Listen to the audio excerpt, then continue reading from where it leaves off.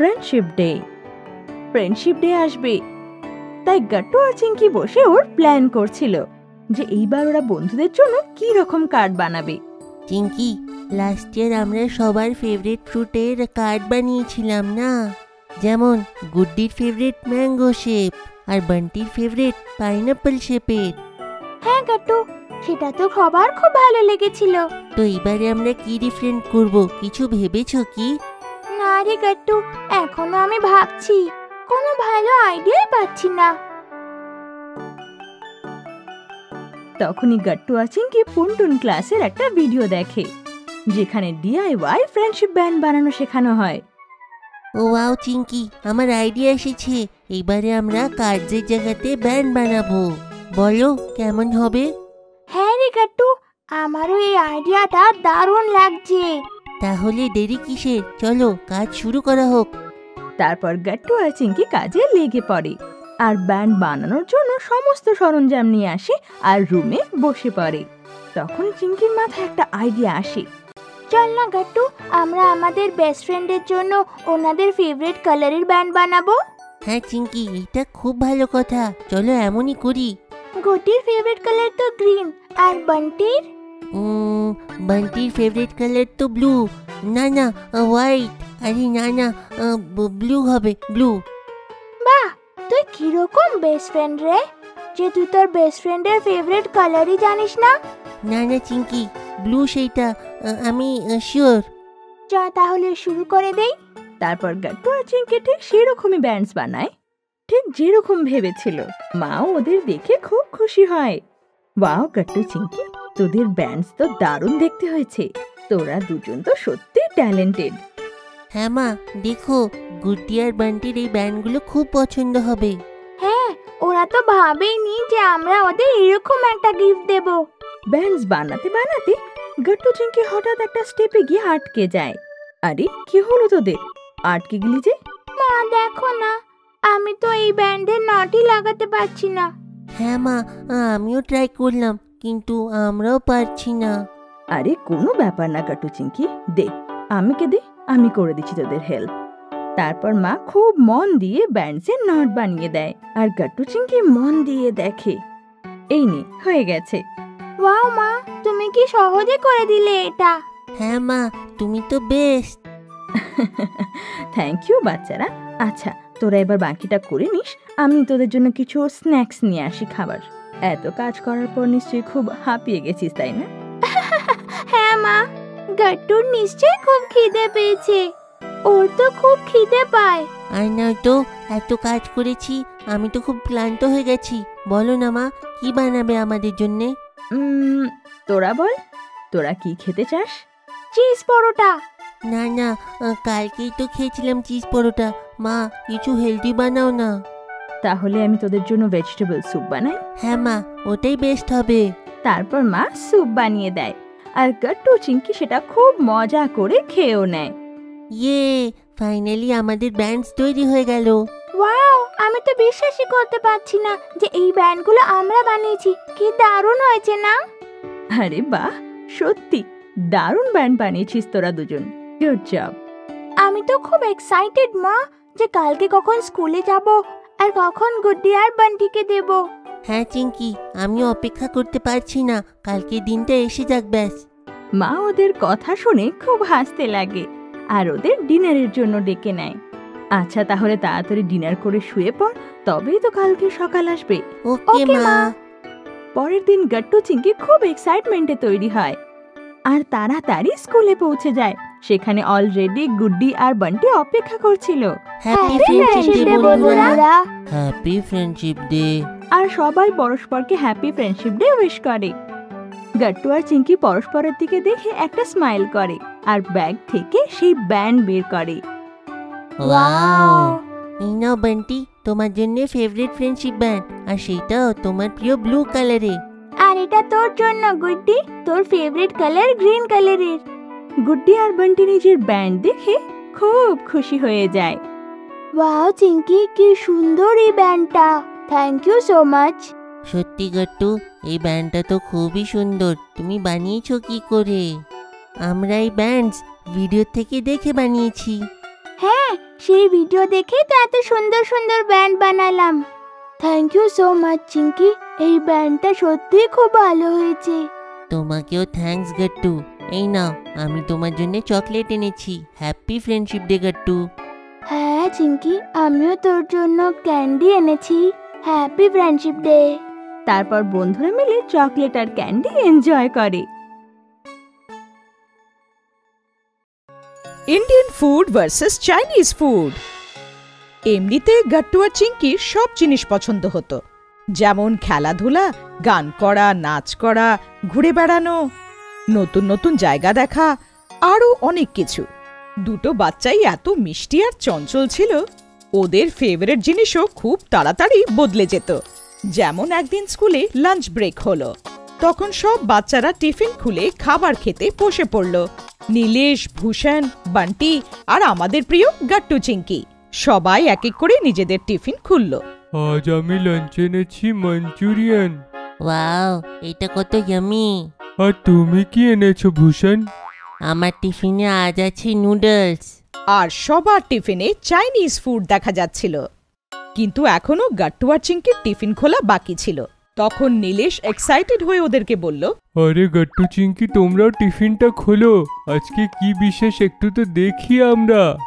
হ্যাঁ হ্যাঁ, তোর টিফিনে রোজ কিছু না কিছু আলাদা থাকে। বান্টির এমন বলাতেই সবাই গাট্টু আর চিঙ্কির দিকে তাকিয়ে থাকলো। কিন্তু হয়তো গাট্টু আর চিঙ্কি আগের থেকেই জানতো যে টিফিনে কি আছে, তাই ওদের মুখে কোনো এক্সাইটমেন্ট ছিল না। দুজনে একসাথে টিফিন খুলল আর একসাথেই জবাব দিল, উফো, আলুর তরকারি আর রুটি। আর কিছু টুকরো গাজরের। একটা হাসির বন্যা বইল। গাট্টু, চিঙ্কি আর ওদের সব বাকি বন্ধুরা খুব হাসলো।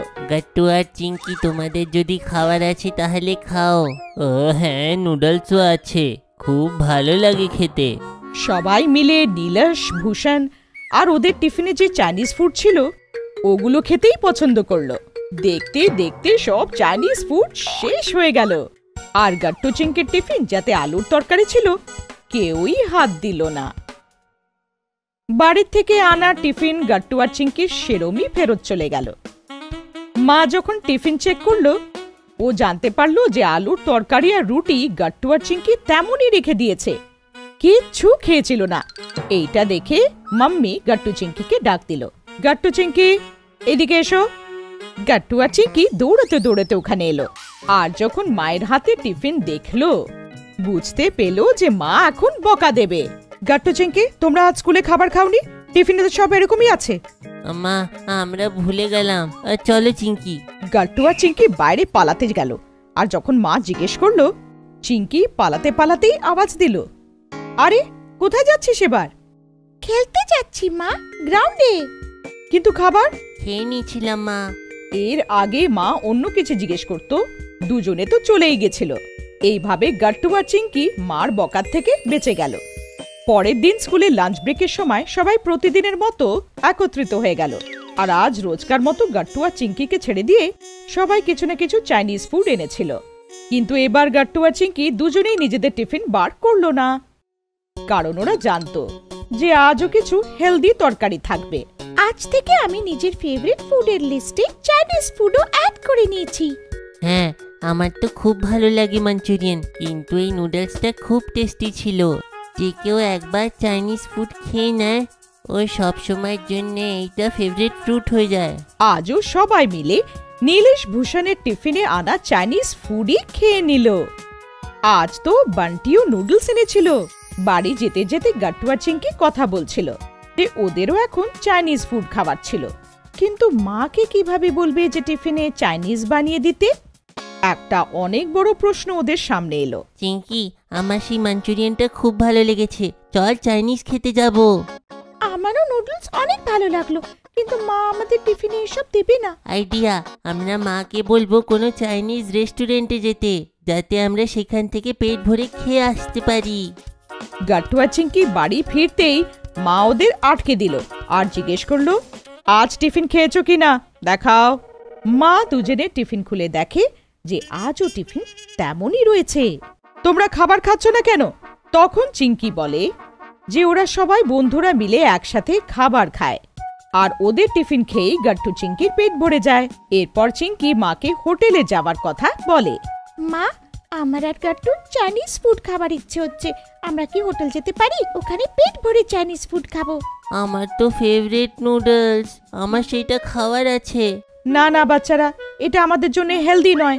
আমাদের ইন্ডিয়ান ফুড অনেক হেলদি হয়। তোমরা এটা খাবে, তাহলে তোমাদের স্বাস্থ্য খুব ভালো থাকবে। মার অনেক মানা করার সত্ত্বেও গাট্টু আর চিংকি শোনে না। তাই মা রাজি হয়ে যায় আর গাট্টু আর চিংকি খুশি হয়ে যায়। কিন্তু শুধু একবারই আমি তোমাদের চাইনিজ খাওয়াতে নিয়ে যাচ্ছি। তখনই ওদের বাড়ির ডোর বেল বাজে আর গাট্টু দরজা খোলে আর দেখে যে ওদের মাসি অনেক গিফটস নিয়ে এসেছে। দেখো বাচ্চারা, আমি তোমাদের জন্য অনেক খাবারের জিনিস এনেছি। না দিদি, গাট্টু আর চিংকির চাইনিজ ফুড পছন্দ। ওরা শুদ্ধ ঘি দিয়ে বানানো লাড্ডু, বরফি এগুলো খায় না। আচ্ছা ঠিক আছে, আমি কিছু ভালো ভালো জিনিস বানাচ্ছি শুধু আমাদের জন্য। মাসি মায়ের সাহায্য নিয়ে পনিরের এতগুলো আইটেম বানালো যে গাট্টু আর চিংকি দৌড়ে এলো আর খাবারের উপরে এমন ভাবে ঝাঁপিয়ে পড়লো, চাইনিজ ফুড তো একদম ভুলেই গেল। তারপরে মাসি খুব সুস্বাদু ফ্রুট স্যালাড বানালো, পরোটা বানালো, আরো অনেক কিছু সুস্বাদু জিনিস বানালো যেগুলো খুব সুস্বাদু ছিল। বাচ্চারা, সব থেকে ভালো আর শরীরের জন্য যদি কিছু দরকারি আছে তো সেটা হলো আমাদের ইন্ডিয়ান ফুড। চাইনিজ ফুড দেখতে গেলে হয়তো একটু টেস্টি মনে হয়, কিন্তু তা দিয়ে আমাদের শরীরে ক্ষতি হতে পারে। তখনই বাড়ির ফোনে রিং হয় আর মা রিসিভ করে। ফোনে ভূষণের মা কথা বলছিল। কথা বলে মা আবার মাসি, গট্টু আর চিংকির কাছে এলো আর বলল, গাট্টু, চিংকি, তোমাদের বন্ধু আছে না ভূষণ, তার মার কল এসেছিল। ভূষণের পেটে খুব ব্যথা করছে। ও চাইনিজ ফুড খাচ্ছিল কিছুদিন ধরে। এবার বুঝলে গাট্টু চিংকি যে কিভাবে আমাদের ইন্ডিয়ান ফুডই ভালো। গাট্টু চিংকি চিন্তায় পড়ে যায় যে চাইনিজ ফুড খাবে কি খাবে না। পরের দিন সবাই মাসির সাথে হোটেলে গেছিল। আজ মাসিকে মা পার্টি দিচ্ছিল। গাট্টু চিংকিও সাথে এসেছিল। গাট্টু চিংকি, এবার বলো তোমরা কি খেতে চাও, মাঞ্চুরিয়ান না নুডলস? বলো। গাট্টু আর চিংকি কিছুক্ষণের জন্য ভাবলো আর তারপরে দুজনে বলল, না মা, আমাদের চাইনিজ খাবার নেই। আমরা ইন্ডিয়ান ফুডই খাবো, যেটা টেস্টি আর শরীরের জন্য ভালো হবে। তারপর আর কি, সবাই ওই হোটেলে শুধু ইন্ডিয়ান ফুডই এনজয় করলো। গাট্টুর টিউশন টিচার। বাচ্চারা, তোমাদের মিষ্টি মিষ্টি গাট্টু চিংকি তোমাদের মতনই আস্তে আস্তে বড় হচ্ছিল।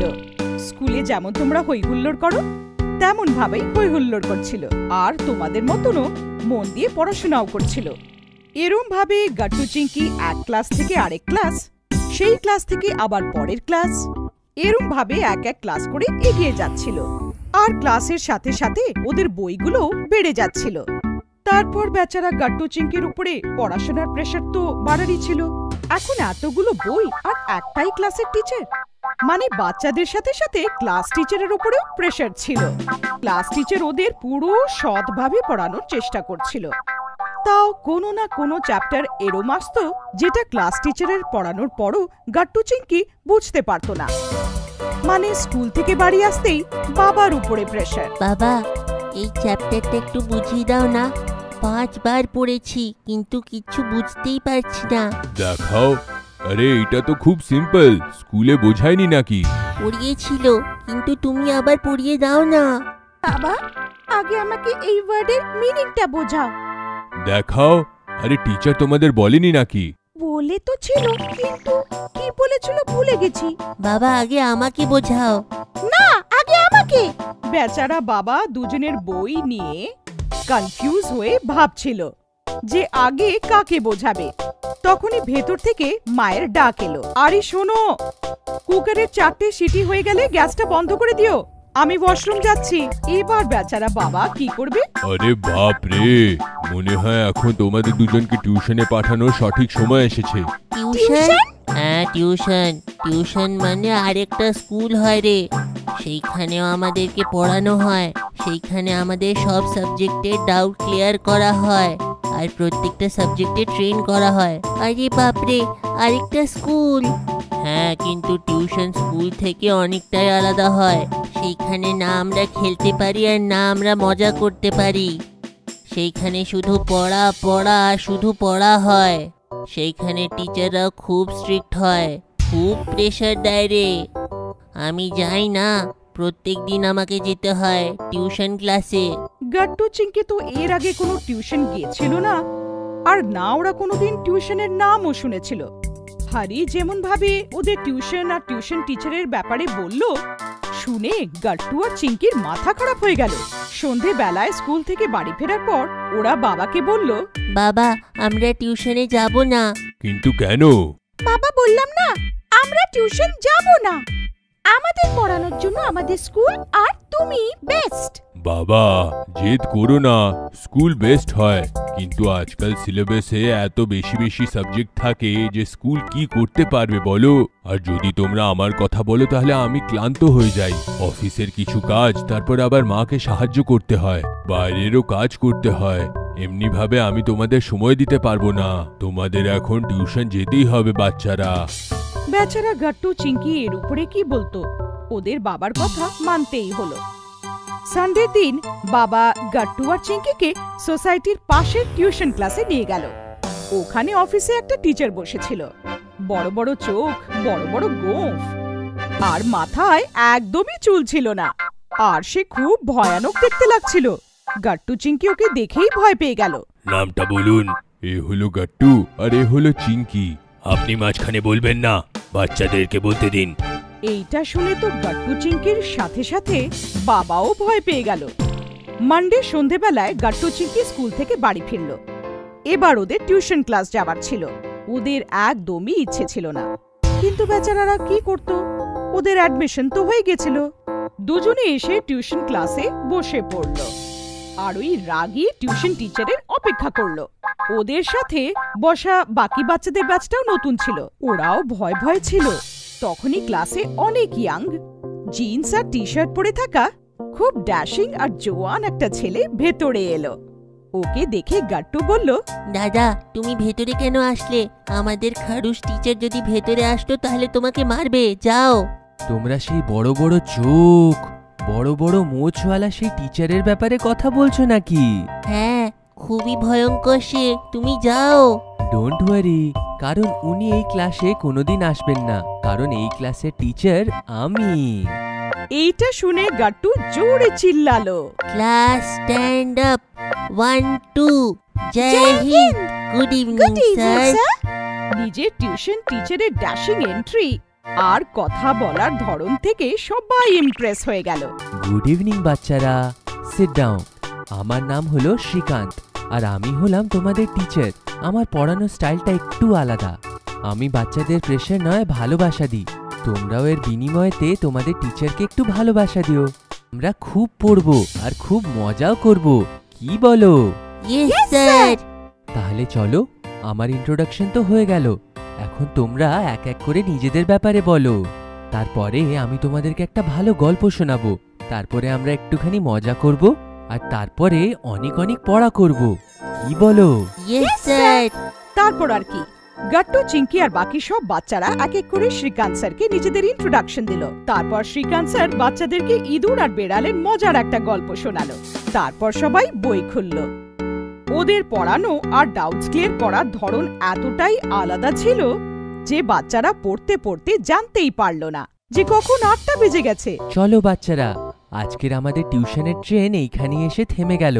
স্টেশনটা কিন্তু ভুলো না, টেনশন একদম নেবে না, আর শ্রীকান্তকে বাই বাই না করে একদম ঘরে যাবে না। Bye bye sir. এইভাবে প্রথম দিনেই টিউশন টিচারের সাথে বাচ্চাদের বন্ধুত্ব হলো। এরপর গাট্টু চিংকি আর সব বন্ধুরা ভয় না পেয়ে টিউশন আসতে থাকলো, আর শ্রীকান্ত স্যারের সাথে পড়াশোনার মজা নিতে থাকলো। চিংকির নতুন ড্রেস। বড়দের থেকে কিছু চাইতে হলে বাচ্চারা এমন বুদ্ধি বার করে যে বড়দের কথাই বন্ধ হয়ে যায়। একদিন সন্ধেবেলায় চিংকি কাবার্ড খুলে কাপড় দেখছিল। কত পুরনো কাপড় আমার কাছে, একটাও নতুন ড্রেস নেই। তখনই ওর মাথায় একটা বুদ্ধি খেললো। আইডিয়া, মায়ের থেকে নতুন ড্রেস চাইতে তো এর থেকে ভালো আইডিয়া হতেই পারে না। ওইদিকে মা রুমের সামনে দিয়ে যাচ্ছিল, হঠাৎ করে ওর চোখ ভেতরে গেল। চিংকি কোথায় চলে গেল? এক্ষুনি তো কাবার্ড খুলে দাঁড়িয়েছিল। মা ভেতরে এসে কাবার্ডের সামনে দাঁড়িয়ে পড়ল, আর এদিক সেদিক চিংকিকে দেখতে শুরু করলো। তখনই হঠাৎ কাবার্ড মাকে বলল, কি আন্টি, চিঙ্কিকে খুঁজছো? প্রথমে তো আওয়াজটা শুনে মা একদম ভয় পেয়ে গিয়েছিল, কিন্তু তারপরে হেসে বলল, হ্যাঁ এটা চিঙ্কির রুম তো, চিঙ্কিকেই খুঁজছি। কিন্তু তুমি কে? আমি কাবার্ড। আমি চিঙ্কির কাপড়ের কাবার্ড বলছি। সরি বলছিলাম। এইটা শুনে তো মার মুখ থেকে হাসি বেরিয়ে যাচ্ছিল। ও তাহলে তুমি কাবার্ড বলছো। কাবার্ড, তুমি কি বলতে পারো আমার চিঙ্কি কোথায়? না, আমি একদম বলতে পারবো না। আচ্ছা, কেন বলতে পারবে না? কারণ আমার খিদে পেয়েছে, আমার পেট একদম খালি। কতদিন হয়ে গেল, একটাও নতুন ড্রেস এলো না। আগে নতুন ড্রেস এনে দাও, তারপর বলবো চিঙ্কি কোথায়। এইটা শুনে মাম্মি ড্রামা করে বলল, আরে তার জন্যই তো খুঁজছিলাম, শপিং এ যেতাম। কিন্তু ছাড়ো, নতুন ড্রেস ক্যান্সেল। যেই কাবার্ড ক্যান্সেল वाला কথাটা শুনলো, কাবার্ডের মুখটা একদম খুলে গেল, আর কাবার্ডে বসে থাকা চিঙ্কি জোরে চেঁচালো, এই মা, তুমি সবসময় এমন করো, কাট্টু কিছু চাইলে ছট করে দিয়ে দাও। চিঙ্কিকে এমন দেখে মার হাসি বেরিয়ে গেল। ও জোরে জোরে হাসতে শুরু করলো, আর হাসতে হাসতে চিঙ্কির নতুন ড্রেস আসারও ফাইনাল হয়ে গেল। স্যাটারডে সন্ধেবেলার কথা, পাপা অফিস থেকে ফিরলো, মা হলে তৈরি হয়ে বসেছিল। আরে তুমি চিঙ্কিকে শপিং এ নিয়ে যাচ্ছিলে না, এখনো যাওনি? চিঙ্কি আসলে তো যাব, চিঙ্কি তো গাট্টুর সাথে তলায় খেলছে। গাট্টু চিঙ্কি সোসাইটির ক্যাম্পাসে খেলছিল, মজা করছিল, আর মা হাতে পার্স নিয়ে সোজা ওদের সামনে এসে দাঁড়িয়ে পড়ল। কি চিঙ্কি, কখন থেকে উপরে ওয়েট করছি তোমাদের। ও মা, সরি, খেলতে খেলতে ভুলেই গেছিলাম যে আমাদের শপিং করতে যাওয়ার আছে। এই গাট্টুর কারণে হয়েছে। এখন এখানে দাঁড়িয়ে দাঁড়িয়ে ঝগড়া করো না। যাও গাট্টু, যাও, আমাদের জন্য রিক্সা নিয়ে এসো। গাট্টু মিল্খার স্পিডে দৌড়ালো, আর বাড়ির থেকে সোসাইটিতে একটা রিক্সা নিয়ে এলো। মাম্মি আর চিঙ্কি রিক্সা করে শপিং এর জন্য বেরিয়ে পড়লো। মলে এসে মা ছোট মোটো শপিং করতে থাকে। চিঙ্কি বেচারি ড্রেস সেকশনে যাওয়ার জন্য ব্যস্ত হয়ে পড়েছিল। মা চলো। আর চিঙ্কি মাকে নিয়ে কিডস কর্নার পৌঁছে গেল, যেখানে অনেক সুন্দর সুন্দর আলাদা রকমের ড্রেস বাচ্চাদের এক্সাইট করছিল। চলো, যেটা চাই সেটা চুজ করো। কিন্তু এত নতুন নতুন ড্রেস আর ট্রেন্ডি ফ্যাশনস দেখে বেচারি চিঙ্কি কনফিউজ হয়ে গিয়েছিল। এইটা নি না ওইটা, নাকি পুরো দোকানটাই নি। এইভাবে চিঙ্কি পুরো কনফিউজ হয়ে গিয়েছিল।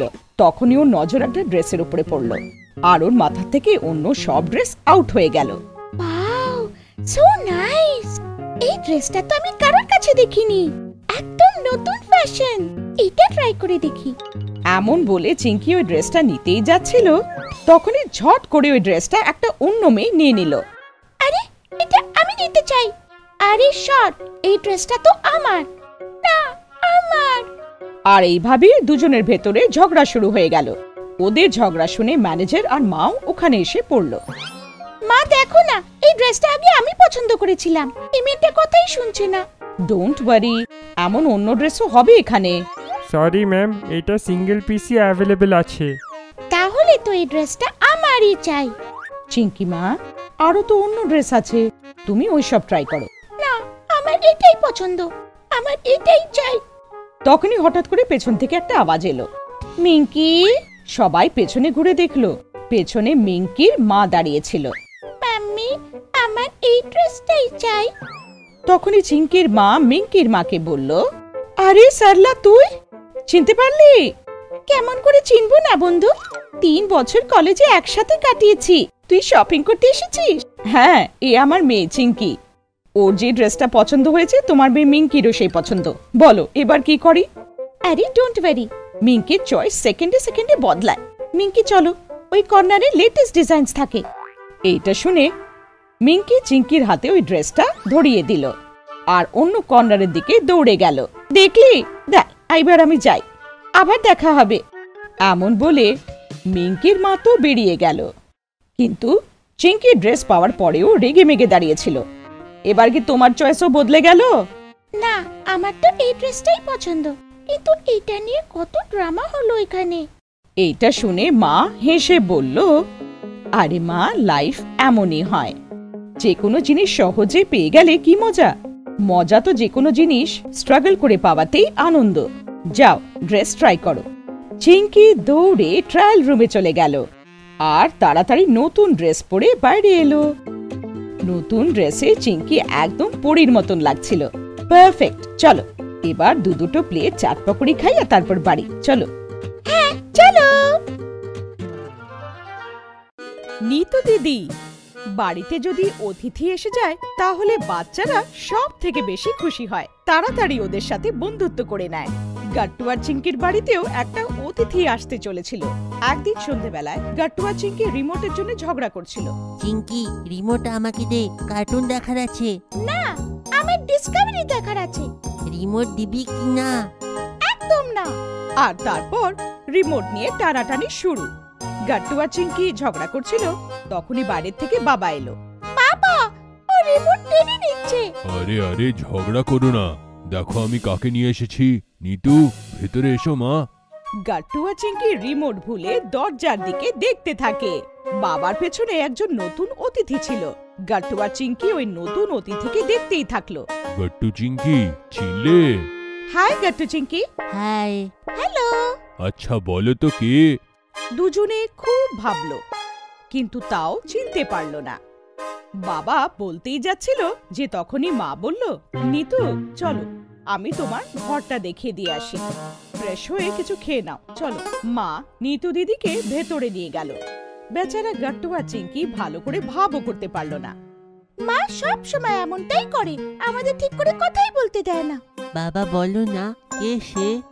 আরে তোমাদের মমতা পিসি না, ওনার ছোট মেয়ে, মানে তোমাদের কাজিন। ও ছোটবেলার থেকেই নিজের কাকুর ওইখানে থাকতো, তাই তোমরা ওকে দেখোনি। কাল ওর সিটি এক্সাম আছে, তাই এখানে এসেছে।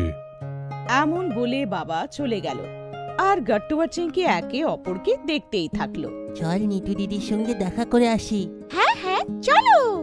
গাট্টু আর চিঙ্কি গেস্ট রুমের দিকে দৌড়তে থাকলো, কিন্তু তখনই ওদের সামনে মা এসে দাঁড়িয়ে পড়লো। কি? কিছু নয় তো। কোথায় দৌড়ে যাচ্ছ? গাট্টু আর চিঙ্কি মার ইশারা বুঝে গেল, আর ওরা কথাই ঘুরিয়ে নিল। আমরা তো জল খেতে যাচ্ছিলাম কিচেনে। আমি জানি তোমরা নিতুর ঘরে যাচ্ছ, কিন্তু খবরদার আজ যদি ওকে বিরক্ত করেছ, কাল ওর পরীক্ষা আছে, ওকে পড়তে দাও, চলো এখান থেকে। মা ওদের ওখান থেকে তাড়িয়ে দিল। এবার কি করি? ও তো পড়াশোনা করছে। আরে অসুবিধা ওইটা নয়, অসুবিধা হলো মা। আইডিয়া! আমরা আমাদের বই খাতা নিয়ে দিদির রুমে যাই। মা যদি আসে তাহলে ভাববে যে আমরাও পড়াশোনা করছি, তাহলে মা আমাদের কিচ্ছু বলতে পারবে না। চলো। দুজনে নিজের ঘরে গেল, আর যা বই পেল ওগুলো উঠিয়ে নিয়ে চুপচাপ নিতু দিদির ঘরে চলে গেল। নিতু দিদি চশমা পরে পরীক্ষার পড়াশোনা করছিল। ও গাট্টু আর চিঙ্কির দিকে তাকালোই না। বেচারা গাট্টু আর চিঙ্কি কি করত, ওরা বুঝতেই পারছিল না যে দিদির সাথে কিভাবে কথা আরম্ভ করবে। এই দিদিটা তো অনেক পড়াশোনা করছে, এদিকে তাকাচ্ছেও না। আসতে বল, উনি শুনে নেবেন। তখনই মা এলো, আর গাট্টু আর চিঙ্কি ঝামেলায় পড়ে গেল। তোমরা দুজনে এখানে কি করছো? গাট্টু নিজের বই দেখালো। আমরা পড়ছি, এই দেখো বই। মা গাট্টুর বইটা দেখলো। বাবা, নাটকের ব্যাপার স্যাপার তো ভালো করে দেখো, এটা গত বছরের বই। এইটা শুনে নিতু দিদি জোরে জোরে হাসতে শুরু করলো। ওকে হাসতে দেখে বেচারা গাট্টু আর চিঙ্কি আরো লজ্জিত হয়ে গেল। সরি সরি, কিন্তু আমি আমার হাসি থামাতে পারছি না। আমি কখন থেকে নোটিস করছি বেচারা দুজন আমার সাথে কথা বলার জন্য কতক্ষণ থেকে চেষ্টা করছে। আমিও জেনে বুঝে ওদের দিকে দেখছিলামই না। এরম বলে নিতু দিদি আবার হাসতে শুরু করে। গাট্টু চিঙ্কি এসো, আমার কাছে এসো। গাট্টু আর চিঙ্কি ওর কাছে গেল। দিদি দুজনকে জড়িয়ে ধরলো আর চুমু খেলো। তোমরা দুজনে খুব সুইট। দিদি নিজের পার্স থেকে দুটো বড় বড় চকলেট বার করে গাট্টু চিঙ্কিকে দিল। চকলেট পেয়ে গাট্টু আর চিঙ্কির মুড হয়ে গেল। ফ্রেন্ডস? হ্যাঁ হ্যাঁ, ফ্রেন্ডস। দিদি দুজনের সাথে হাত মেলালো, আর ওদের মধ্যে বন্ধুত্ব হয়ে গেল। ডিনার করতে করতে দিদি সবার সাথে ভালো করে কথা বলল। নাগপুর থেকে ও সবার জন্য কমলা লেবু এনেছিল, আর বরফিও এনেছিল।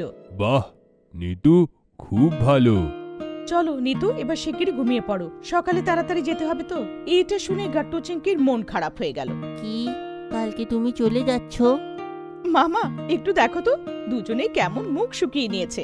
আরে আমি তোমাদের বলেছিলাম তো, কাল ওর এক্সাম আছে, এক্সামের পরে ও আবার আসবে, তারপরে ওকে কোথাও যেতে দেব না, সে বললেও আর ছাড়বো না। ব্যাস ব্যাস, অনেক হয়েছে, এবার নিতুকে ঘুমোতে দাও। এই যাত্রা করে এসেছে, আর কাল ওর পরীক্ষা আছে। দিদি আমাদের ঘরে শোবে। তোমাদের ঘরে শুলে ও রাত ভোর ঘুমোতে পারবে না। নিতু, তুমি যাও নিজের ঘরে। নিতু দিদি উঠে চলে গেল, আর গাট্টু আর চিংকি অনেক রাগ করে মার দিকে তাকালো। রাত্রির 9:30 বেজে গেছিল। ঘরে বসে গাট্টু আর চিংকি নিতু দিদির কথাই বলে যাচ্ছিল। দিদি খিটখিটে নয়, খুব ভালো। কত ভালো হতো যদি উনি আমাদের ঘরে আমাদের সঙ্গে শুতেন। হ্যাঁ, কিন্তু এ মাও না। তখনই হঠাৎ গাট্টুর মনে পড়ল, আরে আমরা দিদিকে তো গুড নাইট বললাম না, চলো বলে আসি। গাট্টু আর চিংকি বাইরে এলো, তো বাইরে দিদি ওদের ঘরের দিকেই যাচ্ছিল। কোথায় যাচ্ছ? তোমার কাছেই আসছিলাম, কিন্তু তুমি কোথায় যাচ্ছ? কাউকে বলবে না তো? একদম না। মামিমাকে? আরে বাবা, একদমও না। একদম ঠিক? হ্যাঁ হ্যাঁ, পাক্কা। ঠিক। আসলে ব্যাপারটা হচ্ছে, আমার তোমাদের সাথে তোমাদের ঘরে শোবার আছে। কিন্তু তোমার পড়াশোনা, তোমার এক্সাম? আরে ডোন্ট ওয়ারি, আমার পুরো পড়াশোনা শেষ হয়ে গেছে, রিভিশনও হয়ে গেছে। ব্যাস, এবার শুধু তোমাদের সাথে কথা বলার আছে। তো চলো। চলো, তারপর আর কি, গাট্টু চিংকি দিদিকে নিয়ে ঘরের দিকে চলে গেল। Dance competition. গাট্টু আর চিংকি ডান্স করতে খুব ভালোবাসতো, কিন্তু এখন তো ওদের মাথার উপরে ড্যান্সের ভূত চেপে গেছিল। আরে ব্যাপারটাই এমন ছিল, স্কুল গ্যাদারিং এর একটা আয়োজন করেছিল, যার মধ্যে একটা খুব ভালো ডান্স কম্পিটিশন হতে চলেছিল, আর তারপর থেকেই গাট্টু চিংকির মাথায় শুধু ডান্স আর dance. I am a disco dancer. না না না না, I am a disco dancer. না না না না। চিংকি, খচাচ্ছিস কেন? আমি কোথায় খচাচ্ছি? আমি ডিস্কো ডান্সার বলছি, আর তুই না না না করছিস। আমি কি ডান্সার নয়? আমি তো একথা বলিনি। হ্যাঁ, কিন্তু তুমি পারফেক্ট ডান্সার নও, কারণ তোমার ডান্সে রিদম মিসিং আছে। এটা শুনে গাট্টু রেগে গেল। এই সবগুলো হারি বলতে বলেছে না তোকে আমাকে? আবার হরি কোথায় থেকে মাঝখানে এসে গেল? হারি তো ডান্স পার্টনার না, আর তোদের মনে হয় ডান্স কম্পিটিশন তুই জিতে যাবি, তাই বাকি জুটিদেরকে তোরা ডিমোরালাইজ করছিস না? এটা শুনে চিংকি খুব রেগে গেল। আমি কাউকে ডিমোরালাইজ করি না, ব্যাস যা দেখি সেটাই বলি। তোমার রিদম মিসিং তো মিসিং, এবার হলো কম্পিটিশনের কথা, তো এই কম্পিটিশন আমিই জিতবো। তো দেখলেন তো আপনারা, এই ডান্স কম্পিটিশনটার জন্যে গাট্টু চিংকির ঘর না, বরং একটা যুদ্ধক্ষেত্র মনে হচ্ছিল। স্কুলেরও ঠিক একই অবস্থা। গ্যাদারিং এর কারণে ডান্স কম্পিটিশনের জন্য একটু সময় দেওয়া হয়েছিল। ডান্স কম্পিটিশনের জন্য কিছু জুটি বানানো হয়েছিল, যার মধ্যে হরি আর চিংকির একটা জুটি, গাট্টু আর গুড্ডি একজন। এমন করেই একটা ছেলে আর একটা মেয়ে দিয়ে অনেকগুলো জুটি বানিয়ে তাদের মধ্যে কম্পিটিশন হতো। আর এই জুটিগুলোকে ট্রেন করার জন্য বাইরের থেকে দুটো ট্রেনারকে ডাকা হয়েছিল, ঈশিতা ম্যাম আর রকি স্যার। দুজনে সব জুটিদেরকে ট্রেনিং দিচ্ছিল। হরি আর চিংকি খুব আগের থেকেই ভালো ডান্সার ছিল, আর এখন তো দুজনেই পার্টনার, তাহলে ওদের পারফরমেন্স খুবই ভালো হচ্ছিল। ডান্সের জন্য ওরা গানটাও খুবই ভালো চুজ করেছিল। বাকি সব জুটিরাও ঠিকঠাক ভালো করছিল, কিন্তু গাট্টু আর গুড্ডির জুটিতে রিদমটা মিস ছিল। ওরা দুজন যখন ডান্স করত তখন একটা অদ্ভুত লাগতো, আর সবাই ওদেরকে দেখে ঠাট্টা করতে শুরু করত।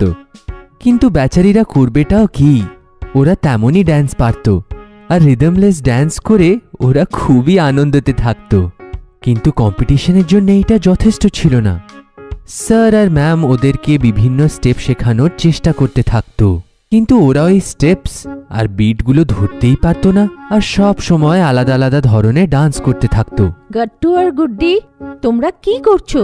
বিটস ছাড়ো, তোমরা দুজন তো পরস্পরকে ম্যাচও করতে পারছো না। দুজনের মধ্যে রিদমই নেই ঈশিতা, এদের কিচ্ছু হবে না। এই দেখে সব বাচ্চারা হাসতে শুরু করলো। পরিস্থিতি দেখে এখন গট্টু বুঝে গেছিল যে ডান্স কম্পিটিশন হরি আর চিঙ্কি জিতবে। গট্টু, আমরা জিততে পারবো না। আমার মনে হয় আমাদের কম্পিটিশন থেকে বেরিয়ে যাওয়া ভালো। না গুড্ডি, ডান্স শুধু কম্পিটিশনের জন্য করা হয় না। আমাদের রিদম নেই তো কি হলো? আমরা যা কিছু করি সেইটা করলে আমাদের মজা আসে তো, না? ব্যাস, সেই মজা নেওয়ার জন্যই আমরা নাচবো, খুব নাচবো। গট্টুর এই কথাগুলো রকি স্যার শুনে নিল আর উনি ইমপ্রেস হয়ে গেলেন। চলো বাচ্চারা, প্র্যাকটিস টাইম শেষ। এবার আমরা কাল দেখা করব। বাই। গট্টু আর গুড্ডি, তোমরা দুজনে থাকো, তোমাদের সঙ্গে কিছু কথা আছে। আরে স্যার নিশ্চয়ই গট্টু আর গুড্ডুকে কম্পিটিশন থেকে আউট হয়ে যেতে বলবেন। হ্যাঁ, বেচারা গট্টু আর গুড্ডি ডান্স না করেই আউট হয়ে যাবে। আর সেটাই হলো। পরের দিন প্র্যাকটিস তো হচ্ছিল, কিন্তু গট্টু আর গুড্ডি তাতে ছিল না। দেখলে হরি, কাল আমি কি বলেছিলাম? আর দেখতে দেখতে স্কুলের পরিবেশটা গ্যাদারিং এর মতন হয়ে গেল। আর সেই দিনটাও এসে গেল যেই দিনটার জন্য সবাই প্রাণ ভরে অপেক্ষা করছিল, ডান্স কম্পিটিশনের দিন। থিয়েটার দর্শকে ভরে গেছিল। স্টুডেন্টস, প্যারেন্টস এবং টিচার্সরাও সেইখানে ছিল। গট্টু চিঙ্কির বাবা মাও সেখানে এসেছিলেন। তালি বাজিয়ে আমাদের প্রথম জুটিকে স্বাগত জানান, রাখি আর অংশুমান। রাখি আর অংশুমান স্টেজে আসলো আর খুব ভালো ডান্স দেখালো। তারপরে আরো জুটিরাও ডান্স করছিল। তারপরে মিশ্রা স্যার আরো একটা জুটিকে ডাকলো। স্বাগত করুন চিঙ্কি আর হরিকে। অল দ্য বেস্ট বাচ্চারা। হরি আর চিঙ্কি স্টেজে আসলো আর প্রত্যেকবারের মতন খুব ভালো একটা পারফরমেন্স দিল। ওদের পারফরমেন্সটা এতই ভালো ছিল যে পারফরমেন্স শেষ হওয়ার পরও কারোর তালি আর থামছিল না। এখন আমি ডাকতে চলেছি আমাদের last জুটিকে, গট্টু R Guddi. Come on গট্টু। আরে এই দুজনও আছে কম্পিটিশনে। ডোন্ট ওয়ারি চিঙ্কি, ওদের এমনিতেও নিয়ে সবাই ঠাট্টাই করবে। গট্টু আর গুড্ডি যেই ডান্স স্টার্ট করলো, সবাই থমকে দেখতে থাকলো। না বিটস না মিউজিক, দুজনে কিছুই ফলো করছিল না। দুজনে শুধু একে অপরকে ফলো করছিল আর পারফেক্ট অফবিট ডান্স করছিল। দুজনের স্টেপস আর টিউনিং এতটাই ভালো ছিল যে সবাই চোখ বড় বড় করে ডান্স দেখছিল। আর দুজনের পারফরমেন্স যখন শেষ হলো, তখন তালির সঙ্গে সঙ্গে লোকে ওয়ান্স মোর বলতে শুরু করলো। তো এই ডান্স কম্পিটিশনের উইনার হলো চিঙ্কি আর হরি। ইয়ে! চিঙ্কি আর হরি আনন্দতে স্টেজের উপরে গেল আর নিজের প্রাইজটা নিয়ে আসলো। কম্পিটিশনের উইনারকে তো আপনারা দেখে নিলেন, কিন্তু অডিয়েন্সের মন জয় করে থাকা দুজন জাদুঘরকে আমি স্টেজে ডাকতে চাই। গট্টু আর গুড্ডিকে, দুজনের জন্য একটা স্পেশাল প্রাইজ আছে। গট্টু আর গুড্ডি দুজনে স্টেজে গেল, দুজনে প্রাইজটা নিল। তারপরে গট্টু কিছু বলতে চাইছিল।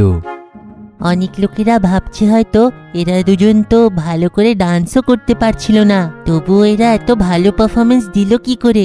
তো বন্ধুরা, মানছি আমাদের মধ্যে রিদম ছিল না, কিন্তু কনফিডেন্স অনেক ছিল। আর এই কনফিডেন্সই আমাদের রকি স্যার গাইড করে দিয়েছে। উনি বললেন যে যদি তোমরা বিটে ডান্স করতে পারছো না তো অফ বিটে করো। গুড্ডি আর আমি প্রচুর পরিশ্রম করেছি, তারপরে এই স্পেশাল প্রাইজটা পেলাম আমরা। আমাদের কাছে যেইটা নেই সেইটার জন্যে কাঁদার থেকে ভালো যেইটা আছে সেইটাকে ভালো করে ব্যবহার করা। সব সময় out of the box vision রাখা উচিত। এইটা আমরা এই কম্পিটিশন থেকে শিখলাম। Thank you. গট্টুর এই কথাটা শুনে চিঙ্কি, হরি আর ওনাদের দুই ট্রেনার এবং পুরো অডিয়েন্স ইমপ্রেস হয়ে গেল আর সবাই এদের স্ট্যান্ডিং ওভেশন দিল।